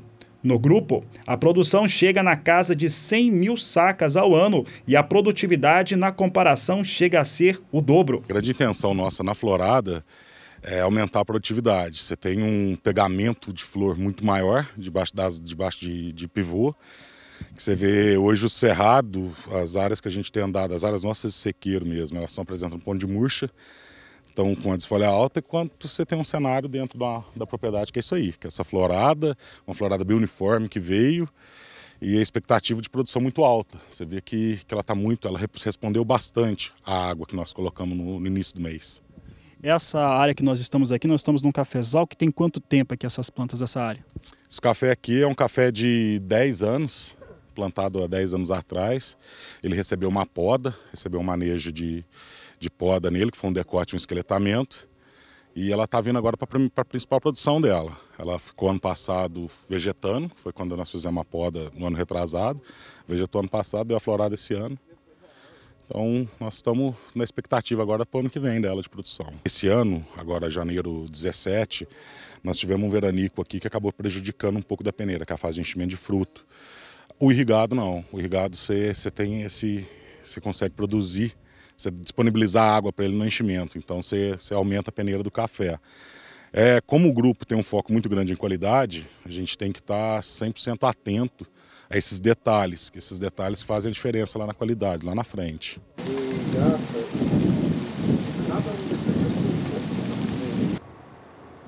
Informação de mercado agora para você que está aqui acompanhando a nossa programação.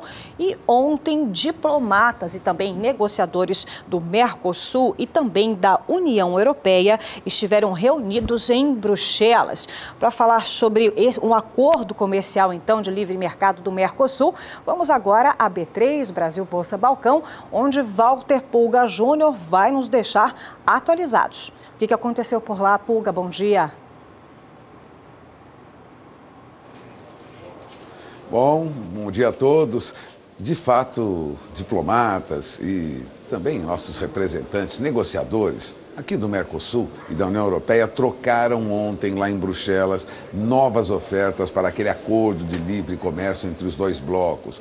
Ou seja, é o noticiário que tem destaque hoje nos principais sites que envolvem agronegócio e também nos principais jornais brasileiros. Aliás, isso é destaque em diferentes países do mundo, porque um acordo entre o Mercosul e a União Europeia deve repercutir em todo o mercado internacional. Bom, melhoram pelo menos as chances de ser anunciado na próxima semana, durante uma reunião da OMC, aqui na Organização Mundial do Comércio em Buenos Aires, um pré-acordo entre Mercosul e União Europeia. No mínimo, um acordo político. Ou seja, que a base de entendimento foi fechada e que detalhes serão concluídos somente em 2018. Bom, na semana passada, algumas fontes falaram para jornalistas da Agência Estado que a chance para o fechamento de um acordo era de 70%. Agora já evita-se falar em números, mas o cenário melhorou um pouco mais. Não foram divulgadas, no entanto, depois das tratativas de ontem lá em Bruxelas, quais foram as ofertas trocadas entre países do Mercosul e os europeus. Agora elas podem tratar de cotas e tarifas para a compra de mercadorias e regras para investimento e compras também governamentais. São alguns itens importantes. Agora, para quem trabalha no agronegócio, ainda não foi tocada na parte mais difícil do entendimento da oferta europeia para o comércio de carne e de etanol. Ou seja, há ainda cuidado em tratar desse assunto, porque o que está sobre a mesa é considerado inaceitável por países como Brasil e Argentina. São 70 mil toneladas de carne e 600 mil toneladas de etanol, quando o mínimo esperado eram 100 mil toneladas de carne e 1 milhão de toneladas de etanol.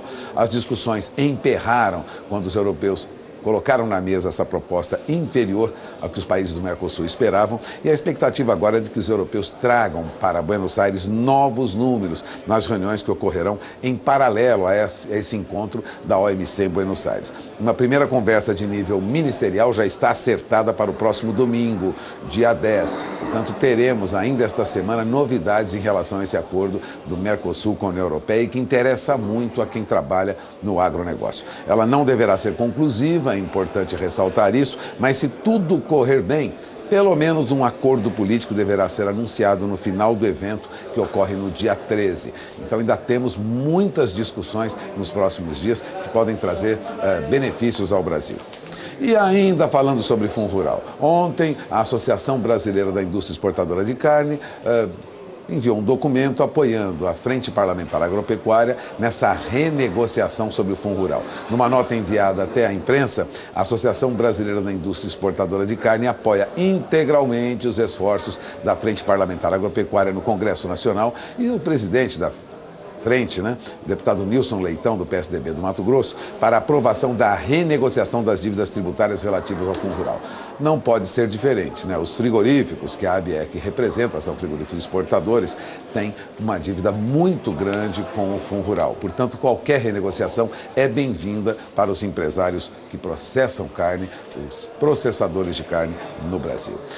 Esses são os destaques de hoje no noticiário. Agora vamos rapidamente ver o que acontece nas principais bolsas do mundo, porque o mercado fecha na Ásia negativo e na Europa também. Os primeiros negócios já mostram tendência de baixa. Acompanhe comigo o fechamento dos negócios na China, porque as principais bolsas asiáticas terminam em queda. A China cai 0,29%, Shenzhen recuperou, mas não tem uma expressão muito grande no mercado asiático. Agora repare, na Bolsa de Tóquio, queda de 1,97%. Na Bolsa de Hong Kong, baixa de 2,14%. E o índice Kospi da Bolsa de Seul perde quase 1,5%. As bolsas asiáticas tiveram perdas acentuadas nesta quarta-feira em meio à continuidade de fraqueza de ações de tecnologia, depois de uma forte queda nos preços dos metais básicos, motivados aí por renovadas preocupações com a China, A China muda as regras lá no mercado acionário, e isso vai alterando todo o comportamento dos investidores.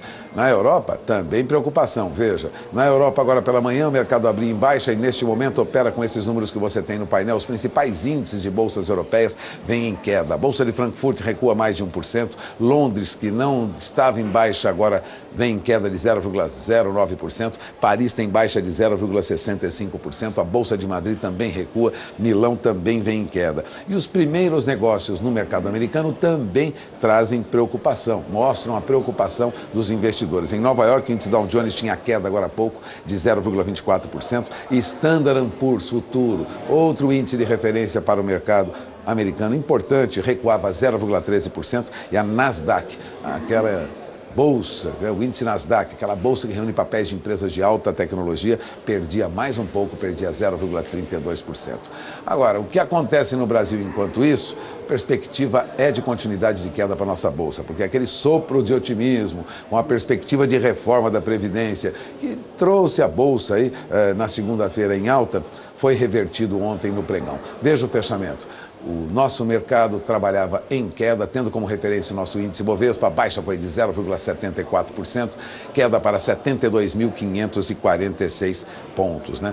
Para Marcos Saravalli, da XP Investimento, o mercado ainda vê chances reais de aprovação de uma reforma, mas tem uma visão muito conservadora. Aliás, os operadores do mercado não descartam uma reforma da Previdência, mas também não acreditam que essa reforma vá vir rapidamente. Entre as ações que fazem parte do índice Bovespa e que você viu agora vir em queda, a Vale ontem perdeu 2,20%, a Uzi Minas recuou 4,23% e os papéis da Petrobras perderam mais de 1% ontem. As ações do setor financeiro também fecharam em queda, com destaque para o Banco do Brasil. O Banco do Brasil ontem teve seus papéis aqui na B3 com queda de quase 1,5%.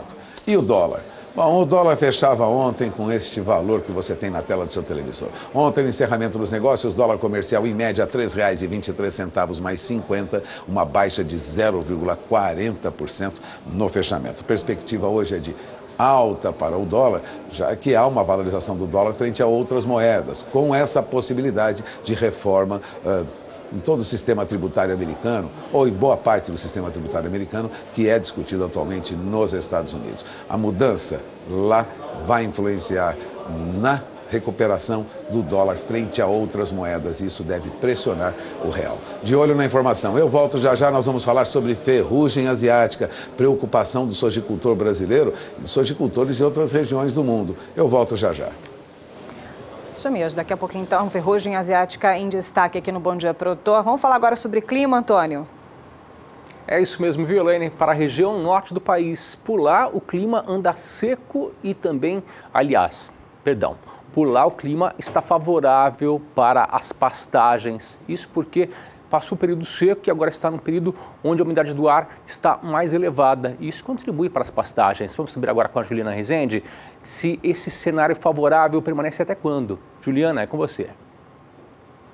Até pelo menos durante as próximas semanas, durante o mês de dezembro, a região norte deve garantir boas condições climáticas para o pasto. Isso porque a umidade do solo vem aumentando, principalmente aqui entre o Tocantins, Pará, e nessa faixa mais a oeste, a umidade do solo já vem elevada faz algum tempo. Agora, durante os próximos dias, o calor e a umidade do ar mais elevada vão garantir pancadas com forte intensidade na região nortista. Tem previsão de chuva mais forte entre o Tocantins, Pará, Rondônia, principalmente. Só que durante a segunda semana, essa chuva ganha cada vez mais intensidade. E tem previsão de chuva forte, porque os acumulados entre o sul do Pará e o Tocantins podem passar de 70 milímetros em apenas 5 dias. Durante a terceira semana, mais para metade do mês de dezembro, essa chuva persiste com forte intensidade. Então segue chovendo de forma mais forte aqui entre Rondônia, Amazonas, Pará e também o estado do Tocantins.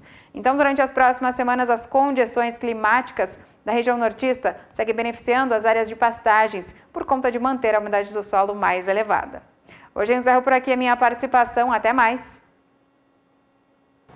Obrigada, Juliana. Amanhã ela retorna com mais previsões para os demais períodos em todas as regiões brasileiras. Vou falar agora sobre investimento nas próximas gerações.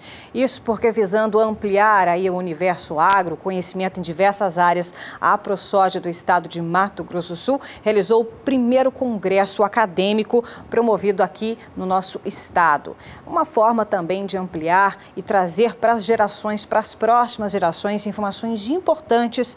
E teve muito convidado especial, viu? Principalmente José Luiz Tejon e Camila Teles, que você acompanhou aqui uma entrevista sobre sucessão familiar, sobre os jovens se interessando cada vez mais pelo agronegócio brasileiro. Veja só, a Miriam Valadares traz para você.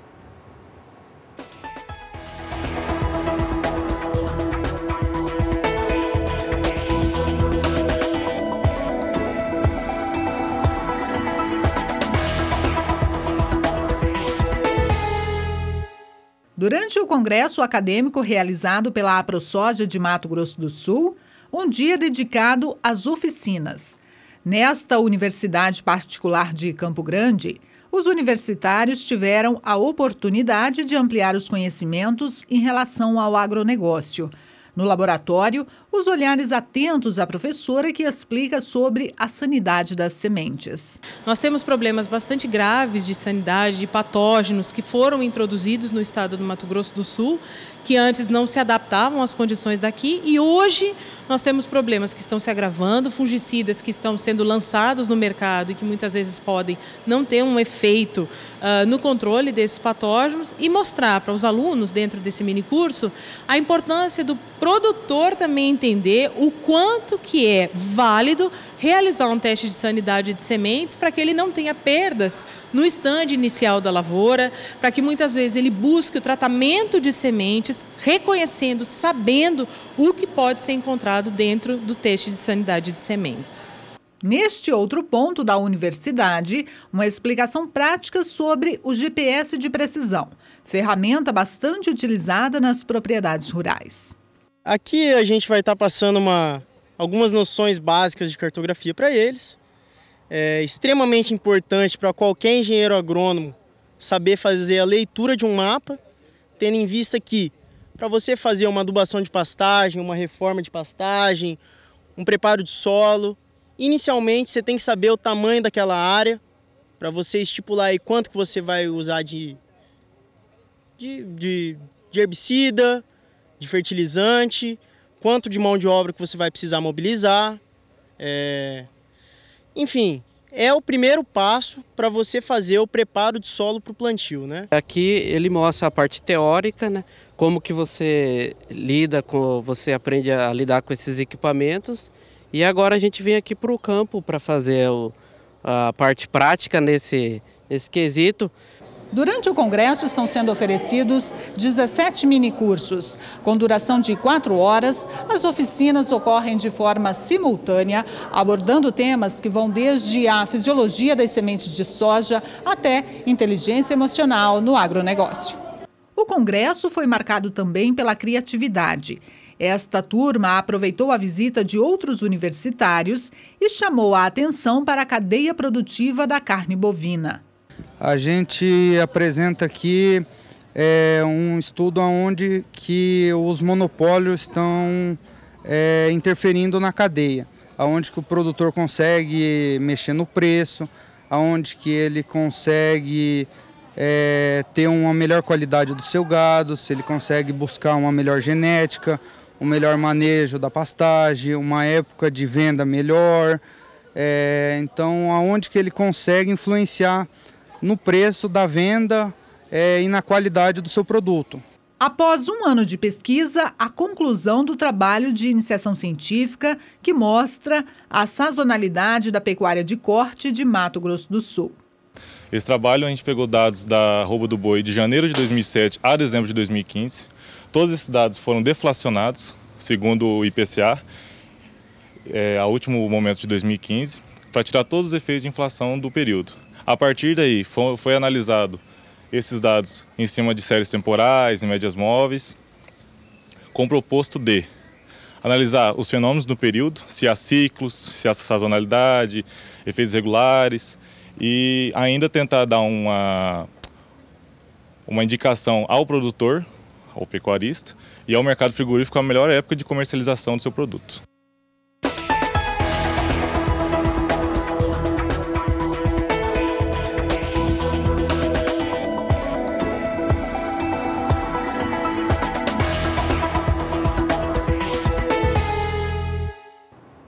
E nós vamos continuar falando sobre agricultura. A ferrugem asiática é a mais preocupante das doenças que atacam a soja no país. Nós vamos agora até São Paulo, até a B3, Brasil, Bolsa Balcão, falar com o Walter Puga. Ô Puga, é bem preocupante, não é? O produtor tem que se prevenir, é isso mesmo, Puga?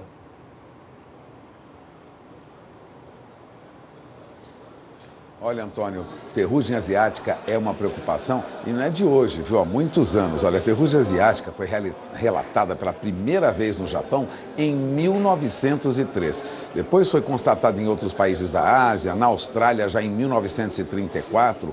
Já em 1951 chegou à Índia e no Havaí em 1994. Aqui no continente africano, perto, mais próximo, né, foi rondando o mundo, chegou em 1996, atingiu a Zâmbia e também o Zimbábue em 1998, a Nigéria, Moçambique. Bom, na América do Sul chegou bem mais tarde, chegou agora, em 2001, infectando campos no Paraguai e na Argentina. Em 2001, já constatávamos ferrugem asiática no Paraná, em algumas regiões do Paraná, onde o plantio de soja era intenso.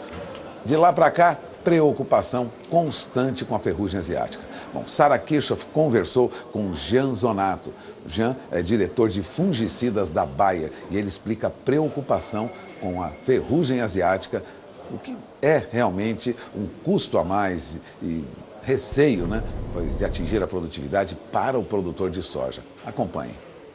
Jean Zonato, diretor de fungicidas da Bayer, primeiramente seja muito bem-vindo ao SBA. Muito obrigado.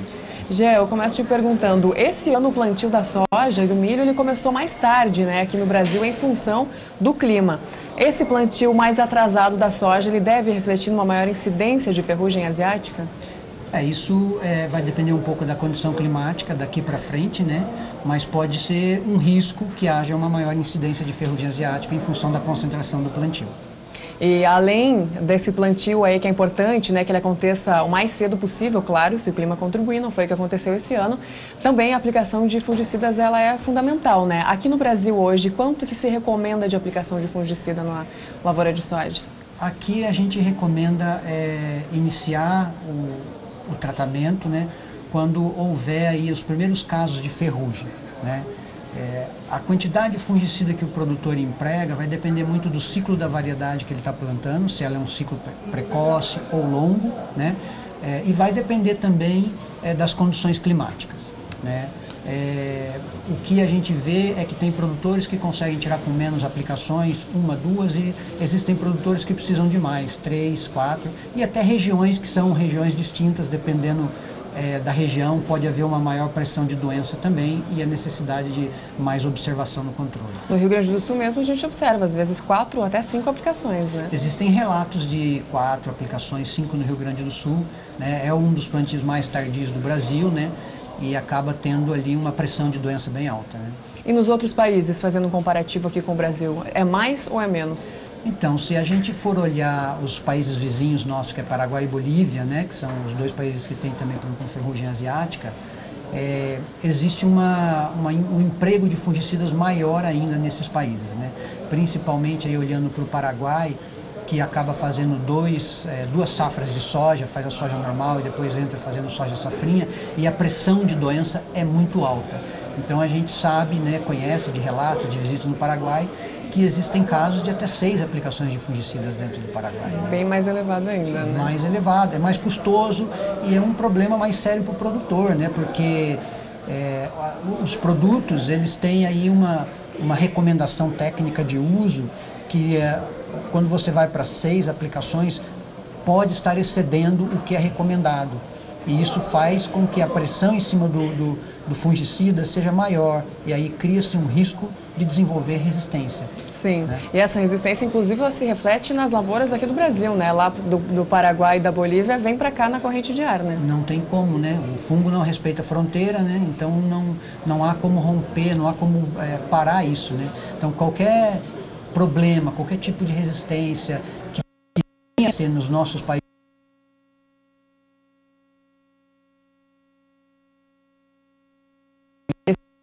essa safra já foi registrado um primeiro caso de ferrugem asiática aqui no interior de São Paulo, em Itaberá, né?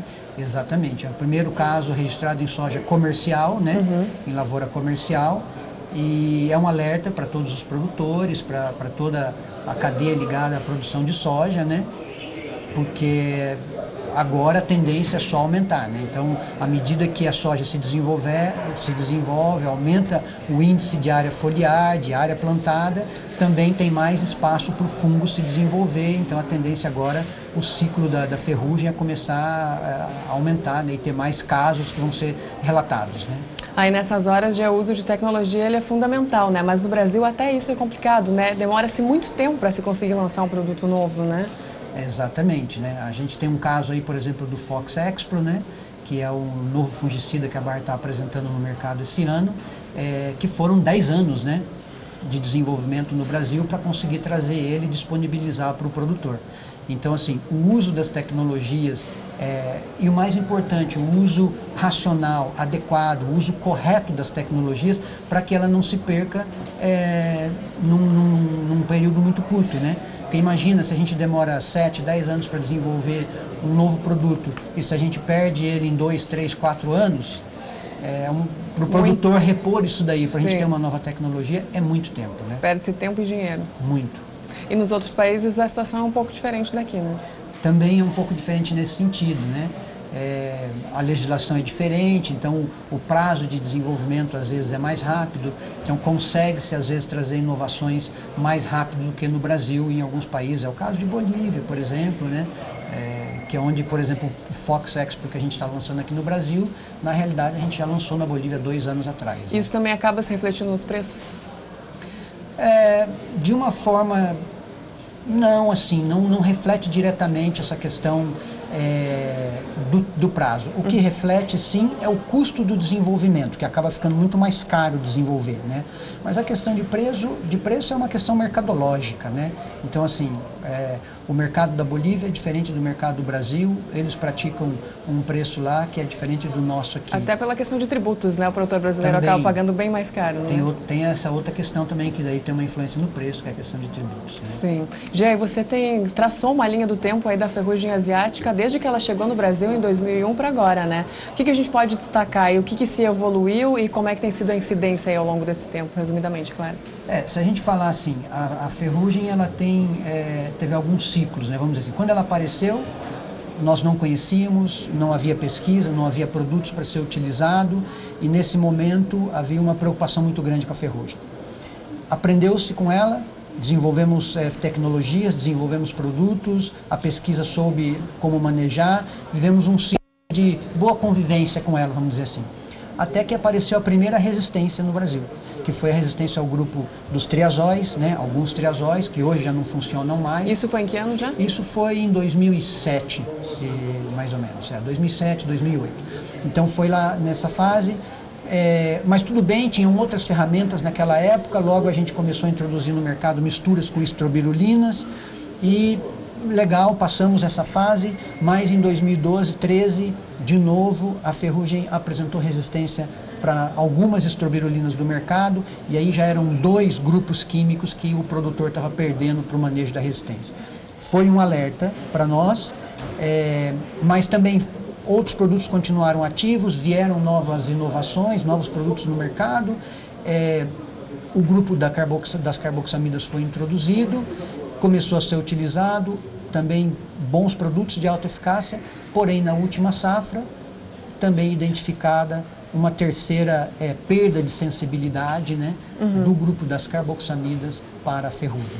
Então nós estamos vivendo mais ou menos o mesmo ciclo que nós vivemos quando a ferrugem apareceu. Sim. Que agora é um momento de muita incerteza para a gente, né? Não há nada previsto de novos produtos nos próximos 10 anos, novos grupos químicos que possam vir a auxiliar no controle da ferrugem. Então é um momento de muita expectativa para toda a cadeia em relação ao que vai acontecer agora, o que vai acontecer com essa resistência, como a ferrugem vai se comportar. E tem que ficar de olho, né? Porque as perdas, os prejuízos podem ser bilionários, né? De acordo com a Embrapa, o Brasil perde aí, né, gasta, vamos dizer assim, cerca de 2 bilhões de dólares por ano com a ferrugem asiática. Né? Pesado. Então, assim, é pesado, é um custo alto para todo o Brasil, para toda a cadeia, né? Então, assim, é muito importante o produtor ficar muito atento, usar produtos eficazes, usar o produto no momento correto, não entrar tarde para aplicar, sempre aplicações preventivas, né? Sempre fazer um trabalho de monitoramento da lavoura, para evitar qualquer perda que ele possa ter aí com a ferrugem. Tá certo. Muito obrigada mais uma vez pela sua presença aqui, Jean. Eu que agradeço. Esse foi Jean Zonato, diretor de fungicida da Bayer, e nós voltamos ao programa. Pois é, ferrugem asiática é uma preocupação constante do produtor de soja no Brasil.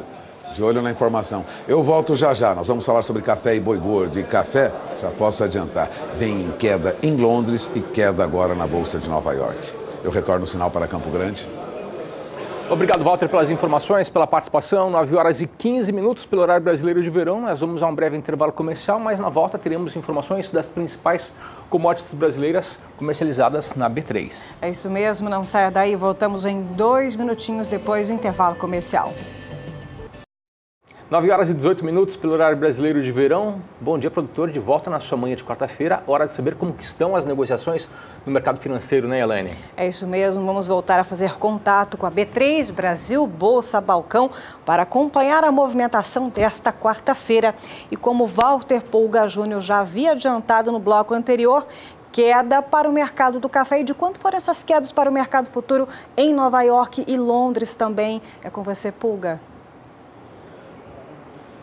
E no mercado do café, como nós vimos agora há pouco, movimento de baixa de novo.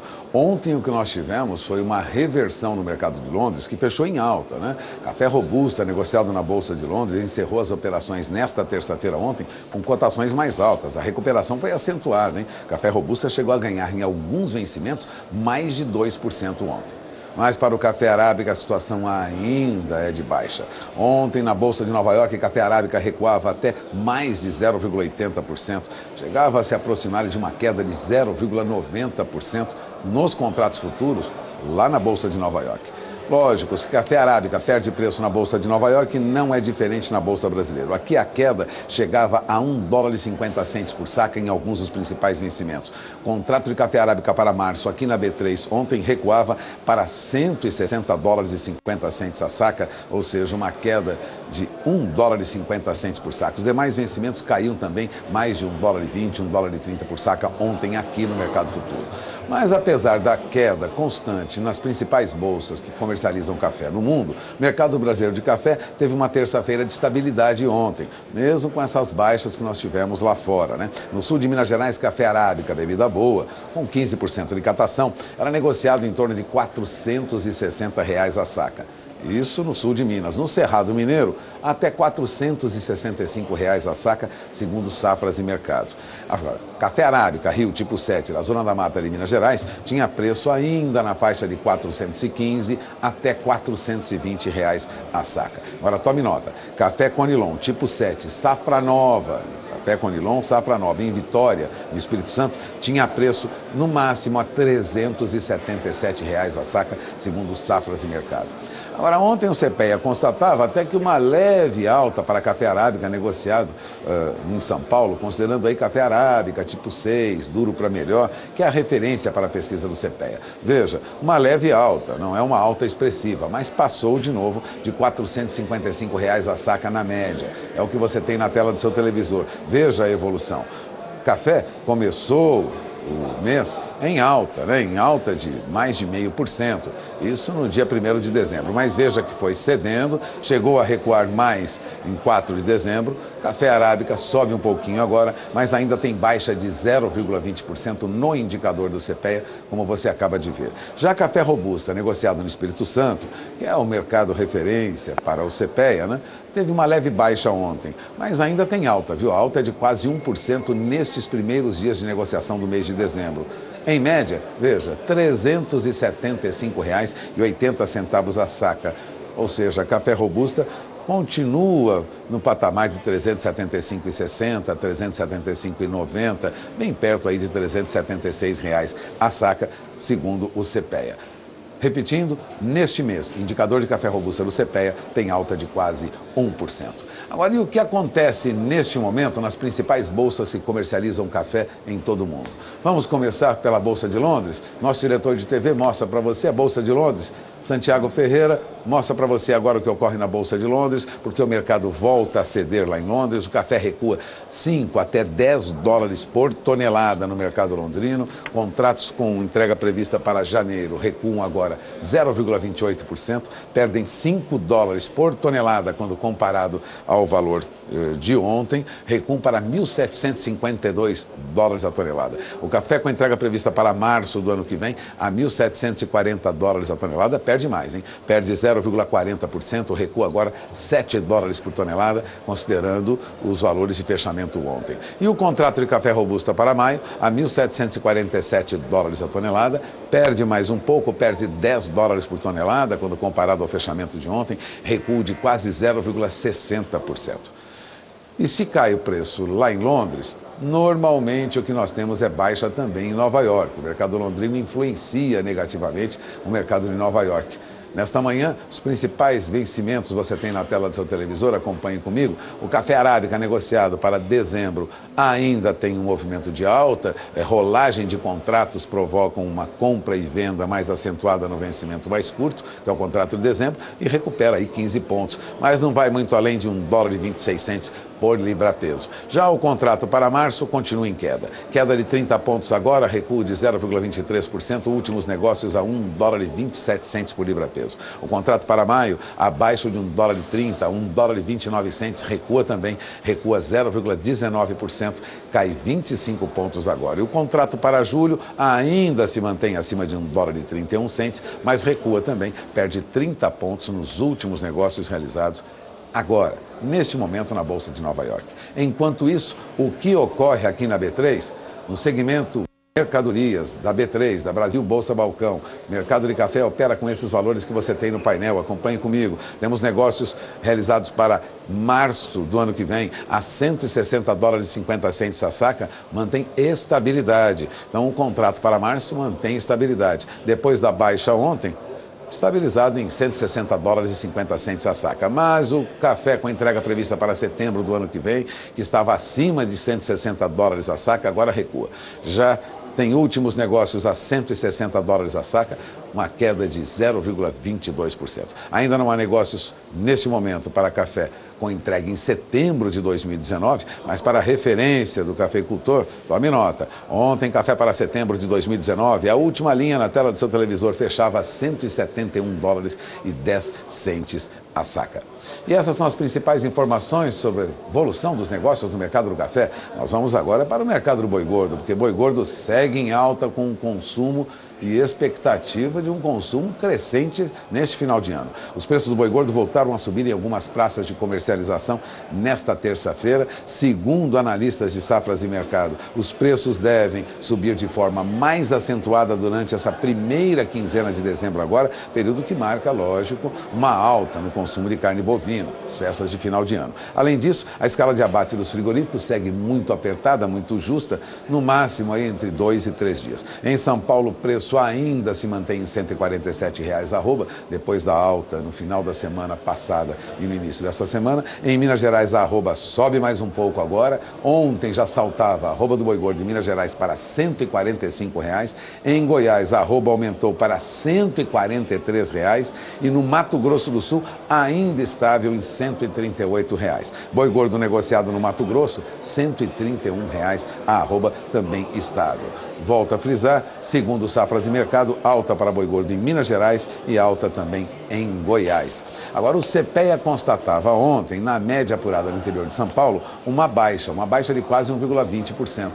Confira comigo. O indicador CPEA para boi gordo apurava que ontem, em média, negócios no interior de São Paulo eram realizados a R$ 141,85 a arroba, ou seja, uma baixa de 1,18%, o que traz a queda neste mês, nos primeiros 5 dias de negociação, uma queda de 1,66% para a média dos negócios com boi gordo. Portanto, baixa para boi gordo. E o que ocorre com bezerro não é muito diferente, não. A queda ontem para a média dos negócios com bezerro no Mato Grosso do Sul desabou quase 2,70%. É o que você confere comigo agora. Segundo o CPEA, em média, ontem, bezerro era negociado no Mato Grosso do Sul bem abaixo dos R$ 1.200 que nós vimos recentemente. recuou para R$ 1.174,08 por cabeça em média, uma baixa entre os dias 4 e 5 de dezembro de 2,67% nos preços apurados, em média, pelo CPEA. A queda para bezerro neste mês passa de 1%.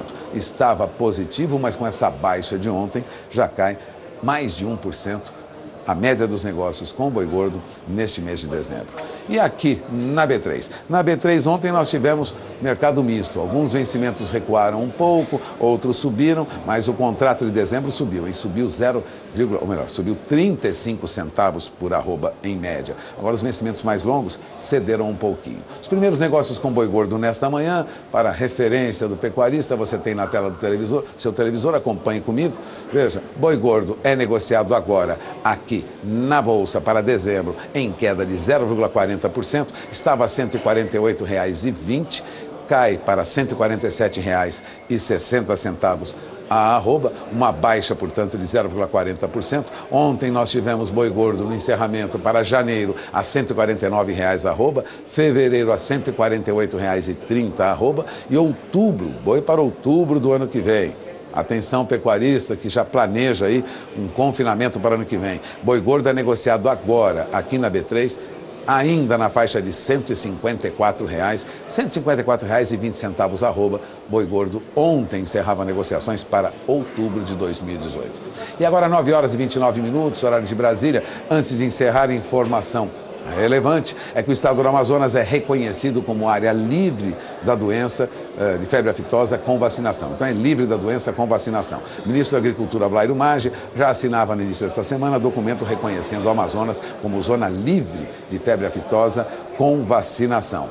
Agora, o que ocorreu nesta terça-feira foi o reconhecimento também do Amapá. O Amapá é reconhecido também como área livre da doença com vacinação. O ministro da Agricultura, depois de reconhecer a Amazônia, reconheceu e informou o governador do Amapá, Valdez Góes, do PDT. Eles assinaram até instrução normativa de reconhecimento do Amapá como zona livre de febre aftosa com vacinação. Aliás, a região amazônica está atualmente classificada pelo Ministério da Agricultura como de risco médio para a febre aftosa. E antes de encerrar, vamos para o dólar, porque dólar é negociado agora com este valor que você tem na tela do seu televisor. A CMA apurava que, em média, dólar, agora há pouco, subia para R$ 3,24 mais 20, considerando valores de ontem, uma alta de 0,21%. Dólar em alta, como era de se esperar, dólar tem uma valorização frente a outras moedas do mundo. Era de se esperar que se valorizasse também diante do real. Eu encerro por aqui a minha participação no Bom Dia Produtor. Eu volto sinal para Campo Grande, desejando a todos um dia de bons negócios. Elaine, Antônio. Obrigada, Pulgo. Uma ótima quarta-feira para você e para toda a sua equipe. Por aqui, Bom Dia Produtor. Vai ficando essa edição para você que está desde cedinho acompanhando as informações de agricultura, pecuária. Muito obrigada pela sua audiência e amanhã tem mais. Amanhã, às 7h15 da manhã, nós contamos com a sua audiência, com a sua participação. E é bom lembrar, viu, Elaine, que quem perdeu algum conteúdo, quer rever o programa de hoje, então acesse daqui a pouco o nosso perfil, nosso canal no YouTube, youtube.com/canal do Boi. Até amanhã, uma ótima quarta-feira de bons negócios. Tchau, tchau.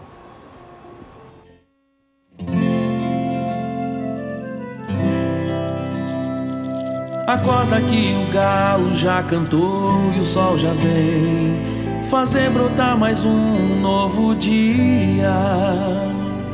Lenha no fogão, café pra esquentar e a bicharada no quintal. Horta pra molhar